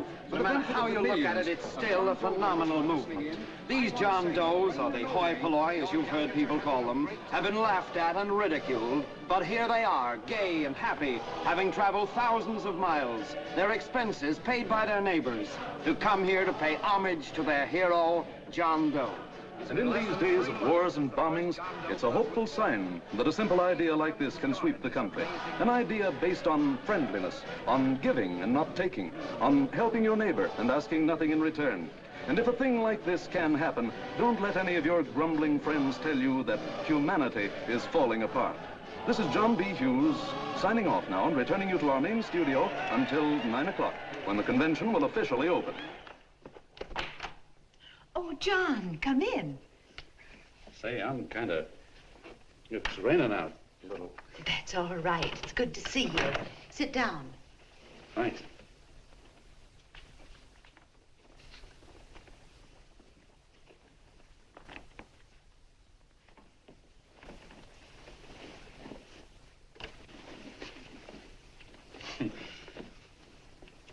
It's for Anne.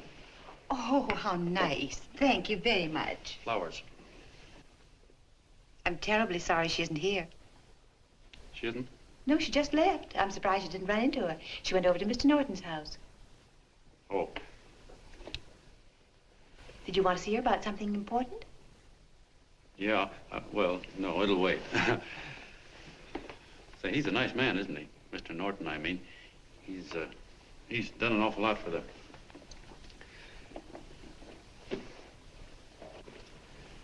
Well, say, my coat's pretty wet. I'm afraid I might have wet the couch a little.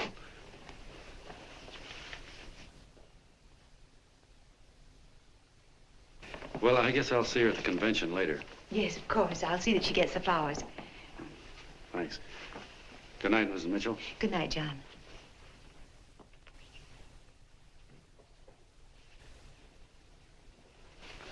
Say, Miss Mitchell, I'm kind of glad Anne isn't here. You see, I came over here hoping to see her alone, and kind of hoping I wouldn't, too, you know what I mean? There was something I wanted to talk to her about. But, well, it'll wait, I guess. Good night. Good night, John. Say, look, Mrs. Mitchell, have you ever been married? Oh, I'm sure you have. Gosh, that's pretty silly. I guess you must think I'm kind of batty. Well, I guess I'd better be going at that. John, my husband said, I love you. Will you marry me? You did? What happened? I married him. Well, yeah, that's what I mean, see? It was easy as all that, huh? Uh-huh. Yeah, but look, Mrs. Mitchell, you know, I love Anne, and it's going to be awfully hard for me to say it because, well, you know, she's so wonderful. And, well, the best I ever was a Bush League pitcher. And, you know, I think she's in love with another man, the one she made up. You know, the real John Doe. Well, that's pretty tough competition. I bet you he'd know how to say it all right. On me, I get up to it and around it and in back of it, but I never get right to it. You know what I mean? So the only chance I've got is, well, if somebody could kind of give her a warning, sort of prepare her for the shock. You mean you'd like me to do it? Hmm?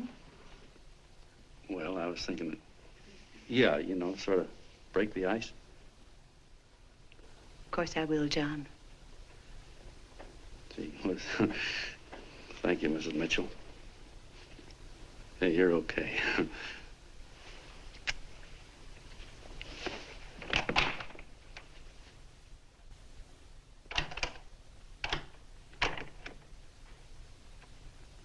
This John Doe meeting is going to be one of the biggest things that ever happened. Why, they're coming from all over. Trains, boxcars, wagons. Look out! Hello, bodyguards. Hey, had your dinner yet? Not yet. Oh, that's all right. Well, look, no, go ahead and have your dinner. Wait a minute, John.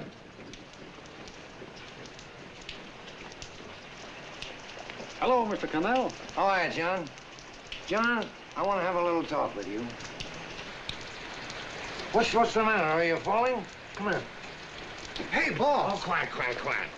Say, tell me something. Did you read the speech you're going to make tonight? No, I never read the speeches before I make them. I get more of a kick out of it that way. Uh-huh. It's just exactly what I thought. Beanie, go on down to the office. Tell Pop to give you the speech. There's a copy on my desk. Gee whiz, boss, you know Mr. Norton told me not to leave him, not even for a minute. Go on. We'll be at Jim's bar up the street. You're a nice guy, John. I like you. You're gentle. I always like gentle people. Me, I'm hard. Hard and tough. I got no use for hard people. Gotta be gentle to suit me. Like you, for instance.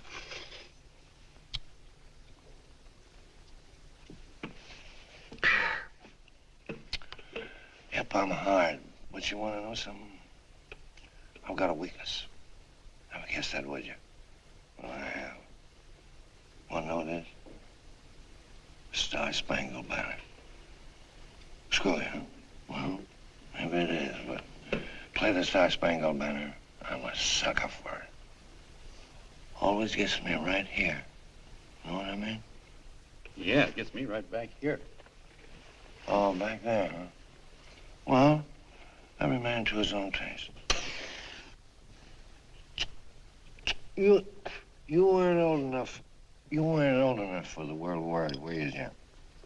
No, of course not. Oh, you must have been just kidding. I was just ripe and raring to go. You know what my old man did when I joined up? He joined up, too. Got to be a sergeant. And here's a kick for you. We were in the same outfit. Funny, huh? Hmm?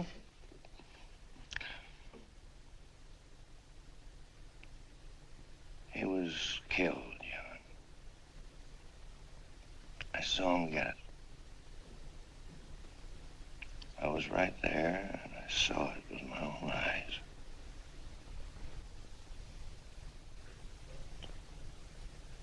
Me, I came out without a scratch.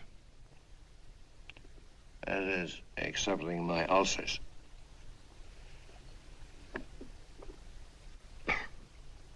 I should be drinking milk, you know. This stuff is poison.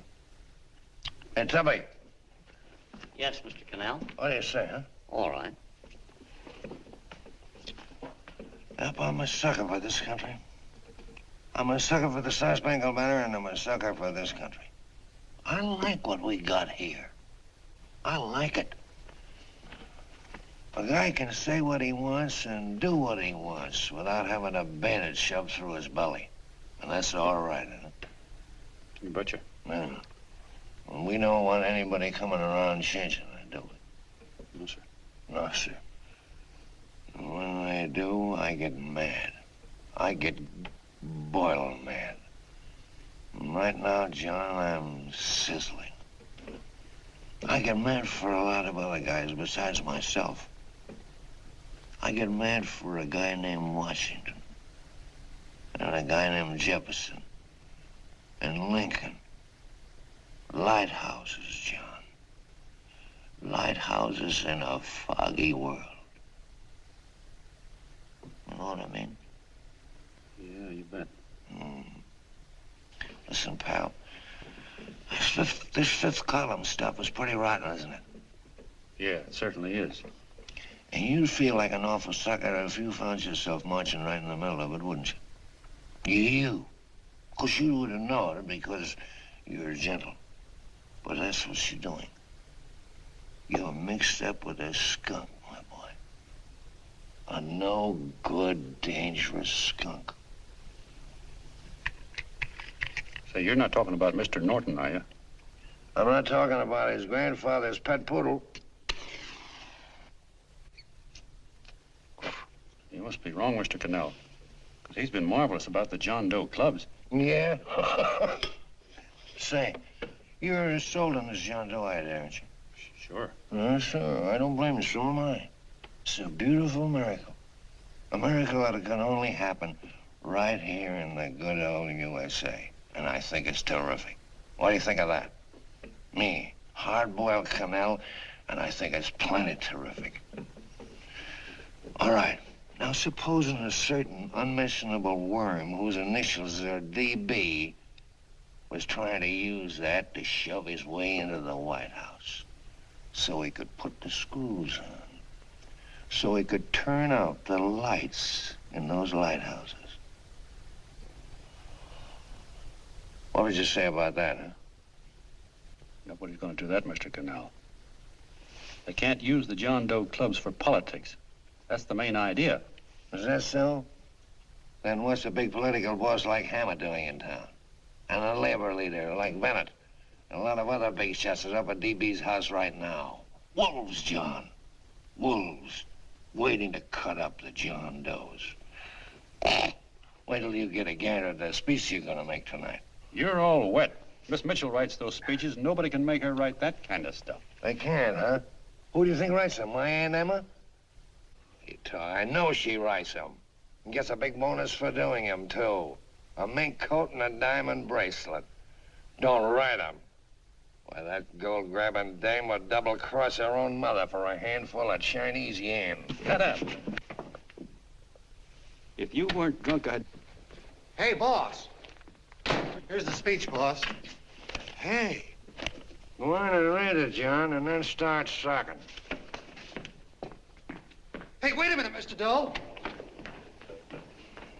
Tubby? Yes, sir. Better bring me a glass of milk. I'm smoking too much. Yes, Charlie? Got everything all set? Fine. John Doe been taken care of? Good. How many people do you think will be there? 15,000?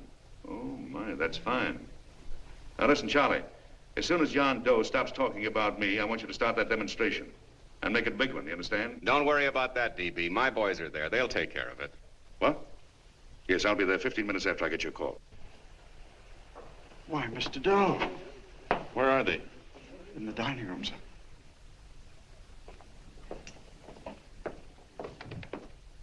Now, gentlemen, I think we're about ready to throw that great big bombshell. Yeah, well, it's about time.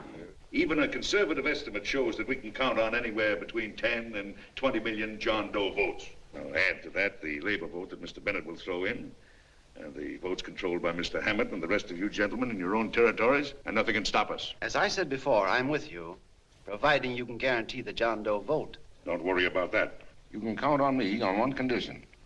Little Bennett's got to be taken care of. Didn't I tell you that everybody in this room would be taken care of? My agreement with you gentlemen stands. I'm with you, DB, but I still think it's a very daring thing we're attempting. These are daring times, Mr. Barrington. We're coming to a new order of things. There's too much talk been going on in this country. Too many concessions have been made. What the American people need is an iron hand. You're right. That's true. You're quite right, DB. Discipline. Right. And now, may I offer a little toast to Miss Ann Mitchell, the brilliant and beautiful lady who is responsible for all this. Miss Mitchell.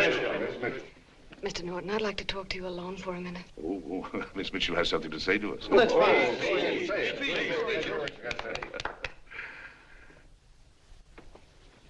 Hello.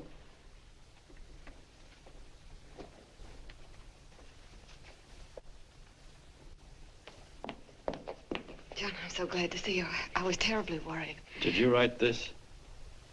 Yes, I did, John, but I had no idea what was going on. You didn't? No. That's a swell bracelet you're wearing. John, why aren't you at the convention?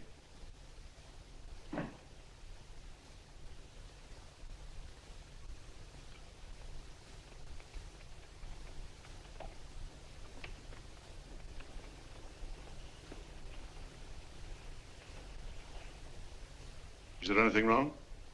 No, nothing's wrong. Everything's fine. So there's going to be a new order of things, huh? Everybody's going to cut himself a nice fat slice of the John Does, eh?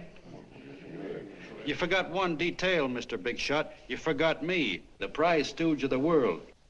Why, if you or anybody else thinks he's going to use the John Doe clubs for his own rotten purpose, he's going to have to do it over my dead body. Oh, hold on a minute, young man. Hold on. That's rather big talk. I started the John Doe clubs with my money. And I'll decide whether or not they're being properly used. No, you won't. You're through deciding anything. And what's more, I'm going down to that convention and I'm going to tell those people exactly what you and all your fine feathered friends here are trying to cook up for them. And I'm going to say it in my own words this time. Stop it, baby. You ruined us, Stevie. Wait a minute, fella. My uncle wants to talk to you. Listen to me, my son. Before you lose your head completely, may I remind you that I picked you up out of the gutter and I can throw you right back there again? You've got a nerve accusing people of things. These gentlemen and I know what's best for the John Does of America, regardless of what tramps like you think. Get off that righteous horse of yours and come to your senses. You're the fake. We believe in what we're doing. You're the one that was paid the 30 pieces of silver. Have you forgotten that? Well, I haven't. You're a fake John Doe, and I can prove it. You're the big hero that's supposed to jump off tall buildings and things. Do you remember? What do you suppose your precious John Does will say when they find out that you never had any intention of doing it, that you were being paid to say so? You're lucky they don't run you out of the country. And with the newspapers and the radio stations that these gentlemen control, we can kill the John Doe movement deader than a doornail. We'll do it, too, the moment you step out of line. Now, if you still want to go to that convention and shoot your trap off, you go ahead and do it.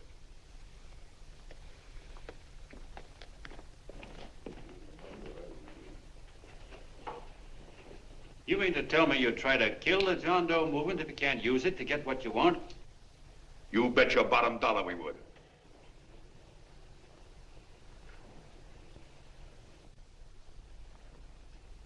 Well, that certainly is a new low. I guess I've seen everything now. You sit there back of your big cigars and think of deliberately killing an idea that's made millions of people a little bit happier. An idea that's brought thousands of them here from all over the country, by bus and by freight and jalopies and on foot, so they could pass on to each other their own simple little experiences. Why, look, I'm just a mug and I know it, but I'm beginning to understand a lot of things. Why, your type's as old as history. If you can't lay your dirty fingers on a decent idea and twist it and squeeze it and stuff it into your own pocket, you slap it down. Like dogs, if you can't eat something, you bury it. Why, this is the one worthwhile thing that's come along. People are finally finding out that the guy next door isn't a bad egg. That's simple, isn't it? And yet a thing like that's got a chance of spreading till it touches every last doggone human being in the world, and you talk about killing it. Why, when this fire dies down, what's going to be left? More misery, more hunger, and more hate. And what's to prevent that from starting all over again? Nobody knows the answer to that one, and certainly not you with those slimy, bollocksed-up theories you got. The John Doe idea may be the answer, though. It may be the one thing capable of saving this cockeyed world, yet you sit back there on your fat hulks and tell me you'll kill it if you can't use it. Well, you go ahead and try. You couldn't do it in a million years with all your radio stations and all your power, because it's bigger than whether I'm a fake. It's bigger than your ambitions, and it's bigger than all the bracelets and fur coats in the world. You bet it is, John. And that's exactly what I'm going down there to tell those people. Wait a minute, you ungrateful rat. My uncle's been too good. Getting away. Give me the bullet. I've always told you, D.B., you're playing with dynamite. Which way? All right, now, girl, get away. Before he gets through tonight, he'll ruin us all. I'll stop him cold. Don't worry, I've been ready for this. John! Oh, John, please listen to me. Please, I can explain everything, John. I didn't know what they were going to do. Let me go with you, John. John, please. Go ahead, driver. The ballpark. Leave it to you, John. Please let me go with you. Please. John! Mr. Martin wants to see you. Listen to me, Mayor Lovett. You do as I say. I want them both arrested. You tell the police department to pick up Cannell. I've got the girl here. I've got the bullet. I don't care what you charge him with. If you're worried, let him go in the morning, but keep him in jail overnight. Hello, Bulletin. Put Pat Pryor on.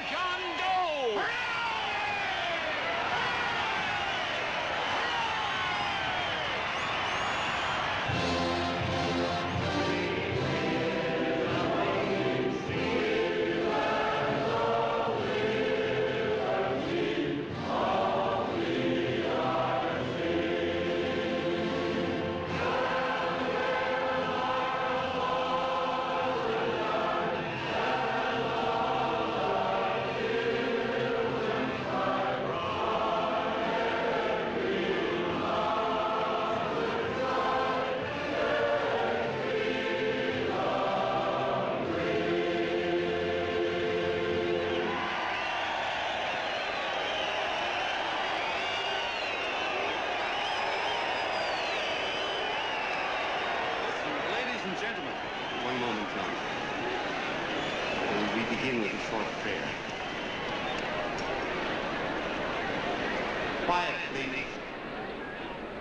Ladies and gentlemen, let us have a moment of silent prayer for the John Does all over the world, many of whom are homeless and hungry. Rise, please.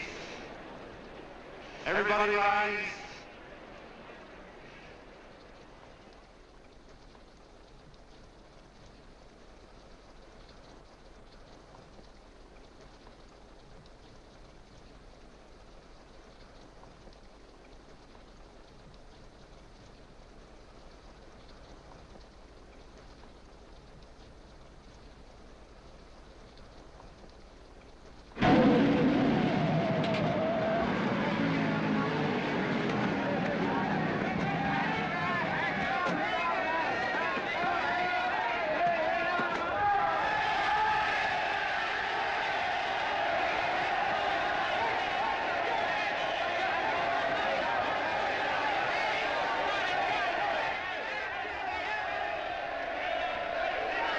Newsboys. Hundreds of yelling newsboys are swarming into the park like locusts. They're yelling John Doe's a fake. Fake.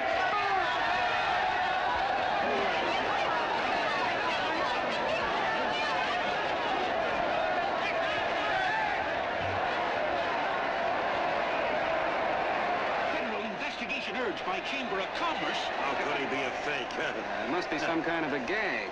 A what? A gag. A gag.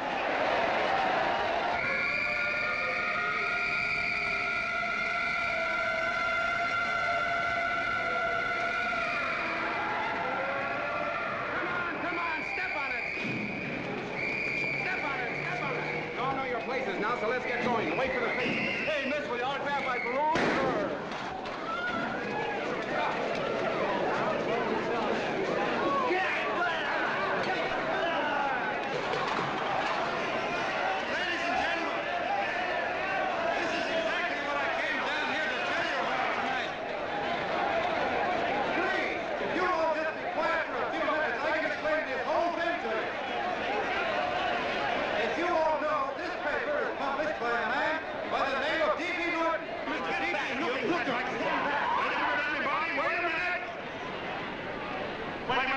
Gentlemen, my name is D.B. Norton. You all know me. I accuse this man of being a faker. We've been taken for a lot of suckers, and I'm the biggest of the lot. I spent a fortune backing this man in what I believe to be a sincere and worthy cause, just as you all did. And now I find out it's nothing but a cheap racket cooked up by him and two of my employees for the sole purpose of collecting dues from John Does all over the country. That's a lie. It's not a lie. Nickels and dimes to stuff into their own pockets. You can read all about it in the newspapers there. That's a lie. Listen, ladies and gentlemen, don't believe what... This man had no intention of jumping off the top of a building. He was paid to say so. Do you deny that? That's got nothing to do with it. Were you paid for it or weren't you? Yes, I was paid, but there And happened... what about the suicide note? You didn't write that either. What difference Did you write it or didn't you? No, I didn't write it. Now, you bet your life you didn't. You look in your papers, ladies and gentlemen, and you'll find Miss Nixon's signed confession that she was the one who wrote it. Listen, folks, it's a fact that I didn't write the letter. There, you see, he admits it. You're a fake, John Doe. For what you have done to all these good people, they ought to run you out of the country. And I hope they do it.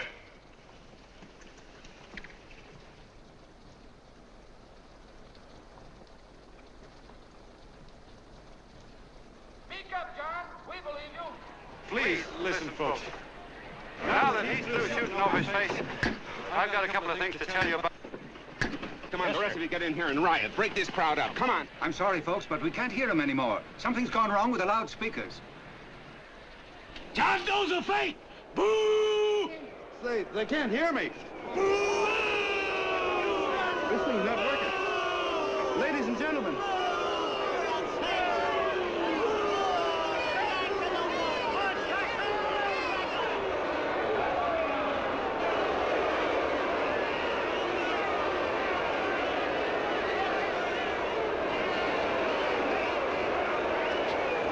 This thing's bigger than whether I'm a fake.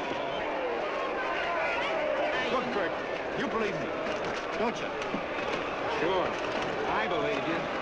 walking my legs off, digging up 5,000 signatures for a phony. Well, there you are, Mr. Doe. 5,000 names asking you not to jump off any roof.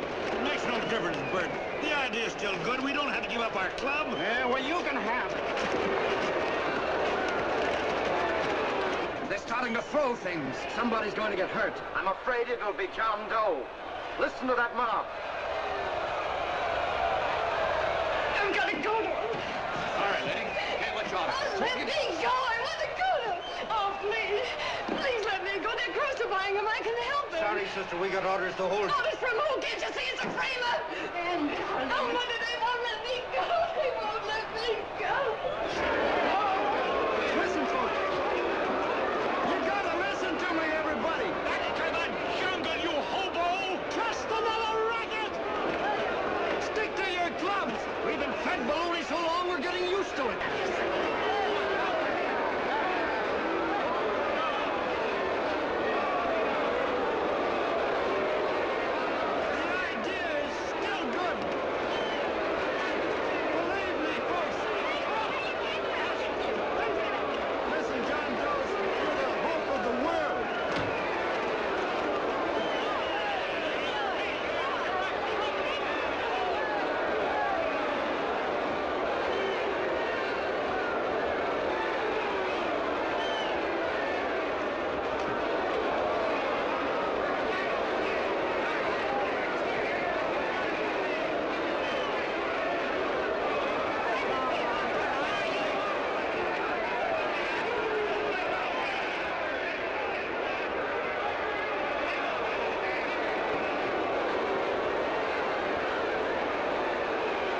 Finally managed to get him out of the park.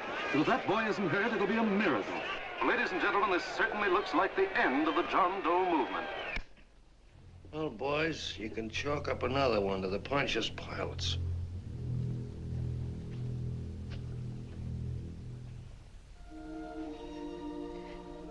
I should have been there. I could have helped him. He was so all alone. A lot of us are going to be mighty ashamed of ourselves after tonight. We certainly didn't give that man much of a chance.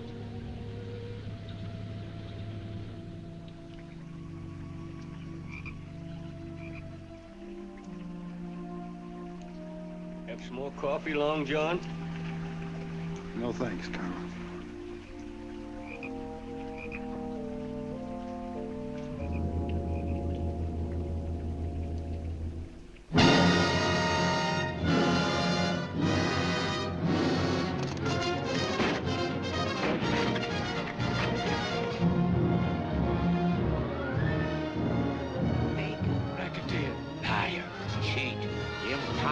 Why don't you jump? Christmas Eve at midnight. Goodbye, Mr. Doe. You're a wonderful man. And God bless you, my boy. Now get in there and pitch.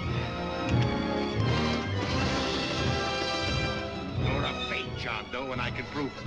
You're the big hero who's supposed to jump off tall buildings and things. Do you remember?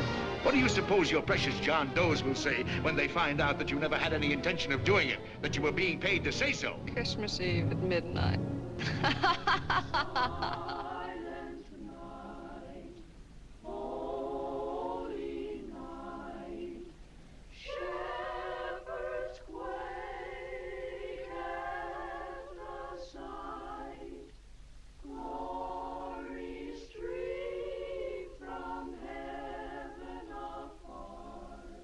Merry Christmas, son. Merry Christmas.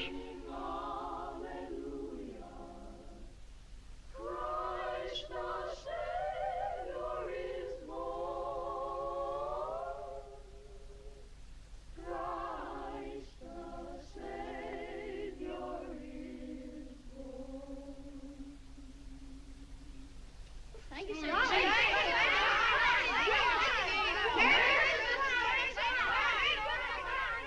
Who? John Doe. Is that screwball still around? Dame's been calling all day. Sure, I know. Yeah, at midnight, huh? Okay, lady. We'll have the place surrounded with nets. They're laughing laughing at me.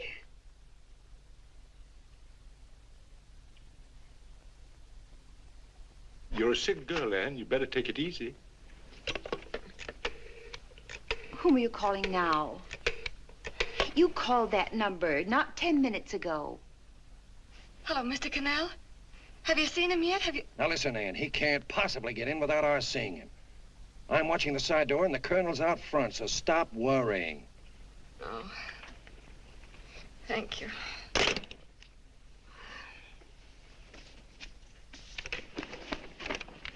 What, Ann? Anne, don't be foolish. If this isn't the craziest, the battiest, the looniest wild goose chase I ever heard of. Oh, shut up, Bert. Sourpuss is right. Yeah, well, if he is, I'm a banana split. That man is going to be on that roof. Don't ask me how I know. I just know, and you know it as well as I do. Sure. I'd like to believe in fairy tales, but a guy that's a fake isn't going to jump off any roof. I don't think he was any fake, not with that face. And anyway, what he stood for wasn't a fake. Okay, honey, okay.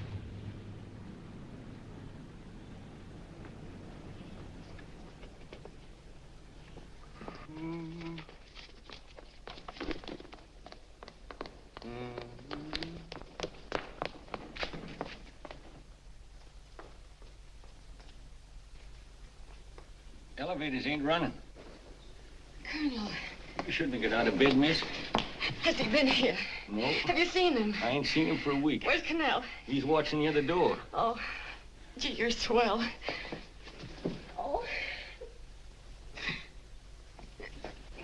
No sense in going up there. I've been here for hours. He ain't here. Let me go, will you? Now that's crazy. It's 14 floors.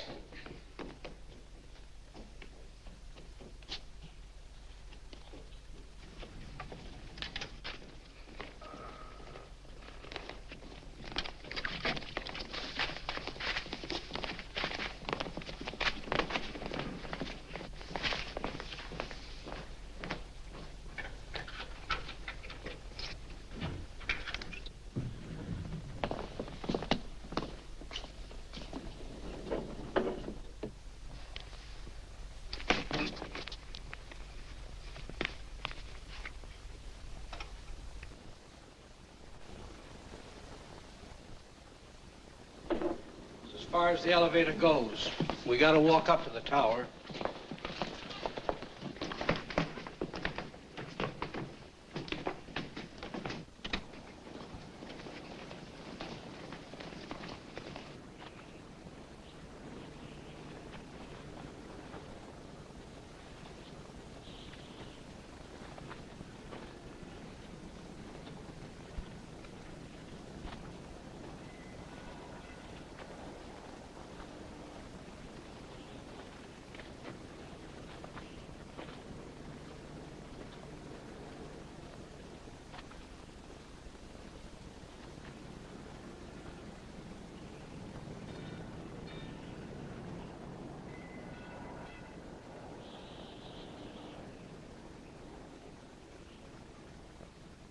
That tramp was probably full of Christmas cheer and asleep in some flop house. Let's go. I've got to decorate my tree.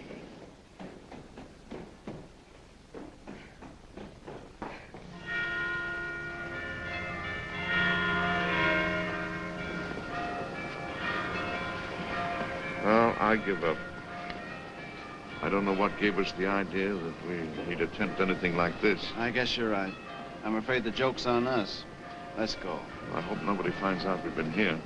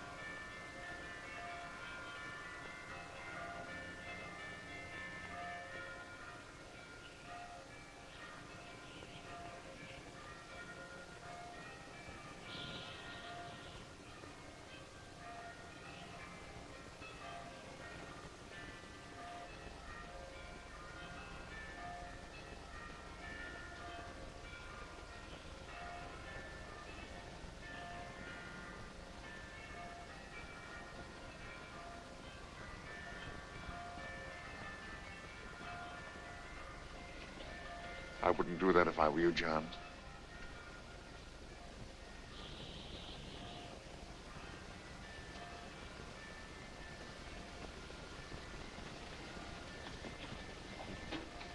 It'll do you no good. The mayor has policemen downstairs with instructions to remove all marks of identification you may have on your person. You will be buried in Potter's Field, and you will have accomplished nothing.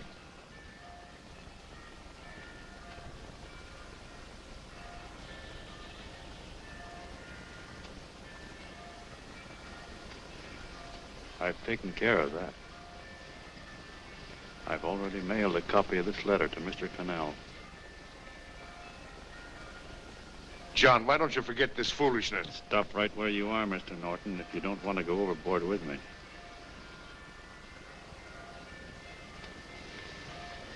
I'm glad you gentlemen are here. You killed the John Doe movement, all right. But you're going to see it born all over again.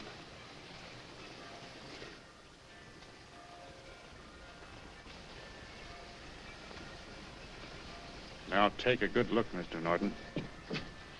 John! John! Oh, John, no, I won't let you. I love you, darling. Oh, please. Please don't give up. We'll start all over again. Just you and I. It isn't too late. The John Doe movement isn't dead yet. You see, John, it isn't dead or they wouldn't be here. It's alive in them. They kept it alive by being afraid of. That's why they came up here. Oh, darling. Sure, it should have been killed. It was dishonest. But we can start clean now. Just you and I.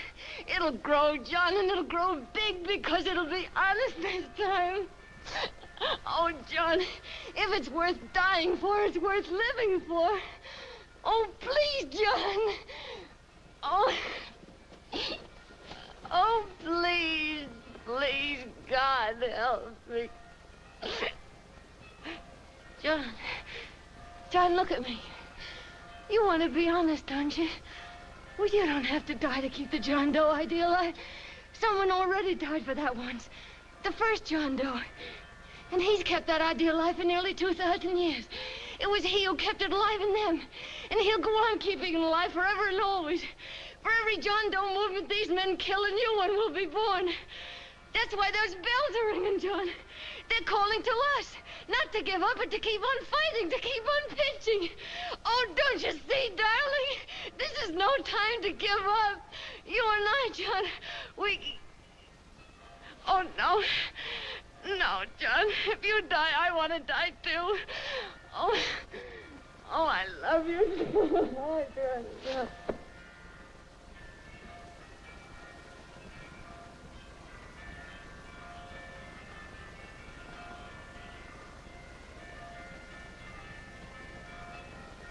Mr. Doe, you don't have to. We're with you, Mr. Doe. We just lost our heads and acted like a mob. What Bert's trying to say is that we need you, Mr. Doe. There were a lot of us that didn't believe what that man said. We were going to start up our John Doe Club again, whether we saw you or not. Weren't we, Bert? And there were a lot of others that were going to do the same thing. Well, Mr. Sourpuss even got a letter from his cousin in Toledo. I got it right here, Mr. Doe. Only it'd be a lot easier with you. Please. Please come with us, Mr. Doe.